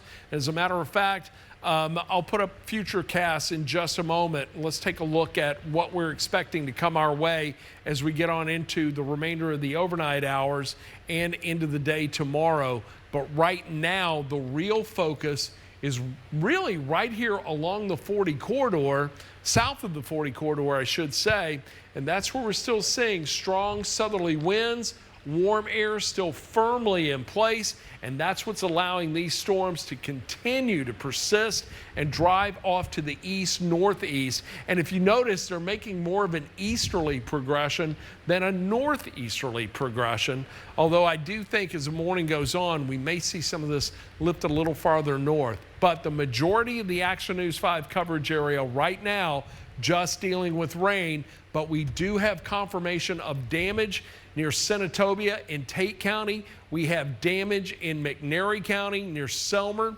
and there will likely be damage found as the sun comes up all along Highway 64 from Fayette County east. Memphis and Shelby County has fared very well in all of this. The last three, this is now going into the 4th severe weather event we've had this spring so far. Consecutive weeks of severe weather, but we're not finished with this by any means. We've still got 3 more days of severe weather to get through. There is the potential for more tornadoes Thursday, especially during the afternoon and evening hours. Eric and I will likely be back on television tomorrow evening tracking storms, and maybe even through the morning hours as well. Patrick Ellis will be back in here at 4:30 for Action News 5. He was tracking storms well into the late night hours. Did he even leave here? What was it, midnight? I would have said about 11:30. About 11:30. Oh, and he's back awake. I caught him up to date here just as far as kind of what we got going on here. And you know, I know as far as the three of us go, like we do take this stuff personally to make sure we keep you guys safe. That is more important than anything else. And look, going into this, we knew we were looking at an 86-hour period of severe weather. We've not seen an outbreak like that or a sustained period of severe weather potential in years. Hey, Ron, think about it. Think about it. You know, as far recall it. I'm going just off the top of my head right here. I mean, we've had over the past 12 hours, and that's what we've been on, I believe at least 6 confirmed tornadoes on the ground. Yeah. At least 6, Absolutely. And it's probably more than that. Absolutely. Memphis and Shelby County has been spared thus far, but Eric, with 3 more days of this to go and Memphis being right the bullseye tomorrow, we can't let our guard down. Yeah. I say tomorrow, it's today already. And as a matter of fact, I'm going to let you do this. I want to take a look at the new Storm Prediction Center Day 1 outlook, and let's see if we've got any new info on that, and we'll talk a little more about what's coming our way. So I'll let you go ahead and track. Copy. Sounds good. So what I'm going to focus on right now is the confirmed tornado warning that is in the northeast corner of McNairy County. It is worthwhile to note that this is moving into Hardin, Chester, and into Henderson County. So it is starting to move outside of the Action News 5 coverage area, but I still want you guys to be aware of this here, especially if you are towards Sardis, Tennessee, as well as Enville and over towards Saltillo. That is another area to kind of keep an eye on right here closer to the Tennessee River Valley. This has been moving to the northeast at about 50 miles per hour. Let me just get confirmation on that right now. Yep, moving to the northeast here at about 50 miles per hour. It was actually near Morris Chapel, or just northwest of Morris Chapel. That is an area that I did see earlier that sustained some damage from that Selmer tornado here. So that's not a great situation that we've got going on here. Let's give us a track here. So yet again, this is moving to the northeast at about 50 miles per hour. We'll put that to 50. If you're in Enville, you're looking at 241, Milledgeville at 245, Sardis 252, Saltillo at 256, and Liberty at 257 here. So those are just a few different communities that we are keeping an eye on here as this does start to transition from McNairy County over into Chester, Henderson, Hardin, and Decatur counties as that's racing off to the northeast here at about 50 miles per hour. Now, the one storm that we've been keeping an eye on right now that is still into southern Hardeman County, this continues to move to the northeast as well. It looks like this is still trying to get its act together here, and I wouldn't be surprised if maybe we do at least have a funnel cloud or the potential of a tornado on the ground here just outside of Middleton. It's starting to get a little bit more of an ominous look to it, and we certainly have at least some winds that would support a couplet occurring here. Let's see. If this is moving to the northeast, this has to be going at about 50 miles per hour as well, I'd imagine here. Let me just get clarification on that. This continues to move to the northeast or east. Let's see, what do we have here for confirmation? East at 50 miles per hour. And this is heading, unfortunately, I think, towards the general town of Selmer again here. I'm going to kind of trace it out here for 50 miles. Let's even try to give some the benefit of the doubt here. So even if this does head towards Selmer, we're looking at just after 3 o'clock in the morning here. Middleton, 242. Right now it is 239 on Thursday morning. Raymer, 3 o'clock. Selmer, 303 as noted. Eastview at 305. That's also the case for Guys and Bethel Springs as this is moving to the east here at about 50 miles per hour. As far as if you are north of I-40, Chief Meteorologist Ron Childers talking about that right now. If you're in Millington, Munford, Ripley, Tennessee, Marktree, Osceola, Wynne, Arkansas, those areas for right now, we're doing okay in those areas. And, you know, it's really just kind of the Tennessee River Valley, or approaching the Tennessee River Valley here into Hardeman County as well as McNairy County, where we are seeing some of the worst storms right now. And some of these are still trying to really get strong here. So we're really going to hope that this one that's just north of Middleton stays weak because, folks, I'll tell you, Selmer, Tennessee, I think we had a tornado go straight through here about, what time would that have been? About 1 o'clock or so in the morning, I believe. And there's another one that went just outside of Senatobia. Gardner Montgomery, he's down in Senatobia, kind of keeping an eye on what happened there. Northeast McNairy County, the area that is under that tornado warning right now with it being confirmed on the ground, this is starting to scoot out of McNairy County. And folks, this is the same storm. If you've been following us here, as far as Chief Meteorologist Ron Childers and myself, this is the same storm that was an issue over just to the west of Senatobia, and it's starting to get closer to the Tennessee River Valley. So this is going to end up traveling here. It looks like about, I'd say, 125 miles, even if it wasn't consecutively on the ground here. So, Ron, I'm going to find out, let's see if we have another skid over here. We still have a bunch of 7.4s on the ground with that one that has been confirmed on the ground quite yet, and we're hoping it obviously stays that way here. But it's still the one we got to keep an eye on just to the northwest of Middleton. All right, let's take a look at what's going on right now. We have the tornado watch that remains for northern Mississippi and along and east of the Tennessee River until 6 a.m. We're going to have to watch this closely, but look, today, it's another first alert weather day. We've got an enhanced risk of strong to severe storms that remains over the area through the day today. So this is the day one look. The futurecast, we're starting it off at 2:30, and it's initializing very well with the placement of the storms overall. But from now until 4 a.m., it's still showing the potential for strong to severe storms to continue even to around 6, especially around Alcorn and McTippa and Benton counties. By 8 in the morning, can't rule out storms still firing mainly around Alcorn County. And then, look at this, by 10, I think we're going to be dealing with heavy rain in these areas, but as we get into the afternoon, right around 1 o'clock, we start to see the heat of the day, and these storms to the south could start to fire up once again. And by late afternoon and into tomorrow evening at 7, we're going to see another wave come through, and that one is going to have this potential to punch the Mid-South once again. And this time, it looks like the threat's going to be a little greater along and south of the 40 corridor by 2 a.m. Friday morning. So we're talking about getting through Thursday night and another long night into Friday morning, 8 o'clock, as a warm front lifts north.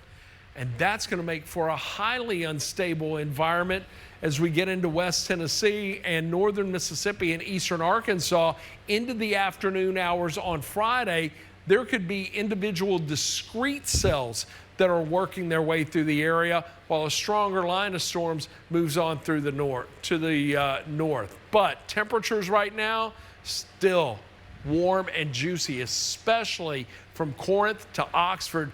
We're still holding in the low to mid 70s in those areas, even near 70 right now in Marks, Mississippi. Our first alert Doppler radar at this time showing the bulk of the activity right now in West Tennessee and northeast Arkansas just getting rain. I think I just saw a brand new tornado warning go up. Let me zoom in on this. That's right. Let's take a look. That's for Selmer. That's going to take that well past 3 a.m., I do believe. Whoops. I came in a little too quick on that. So that's till 3:30, Ron. Till 3:30, another tornado warning. This is for McNairy County and Selmer. You're back in it once again as we take a look. Tornado warning, 3:30, Hardeman and McNairy counties. That is going to go until 3:30. Right now, we have the warning that is just to the west of that, and that's where the circulation is. That's going to move or remain in place until 3 a.m. So basically, we're going to see the warning for this particular cell just be extended as it makes a move in that direction. Now, let's put a track on this. Doppler radar indicated tornado, but this cell has had a history of producing damage.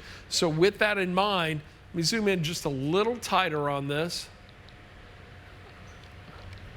Give me 1 second, and then we're going to track from the area of rotation. I'm starting to see a pretty distinct notch that's developing right there. What was the last BTIU?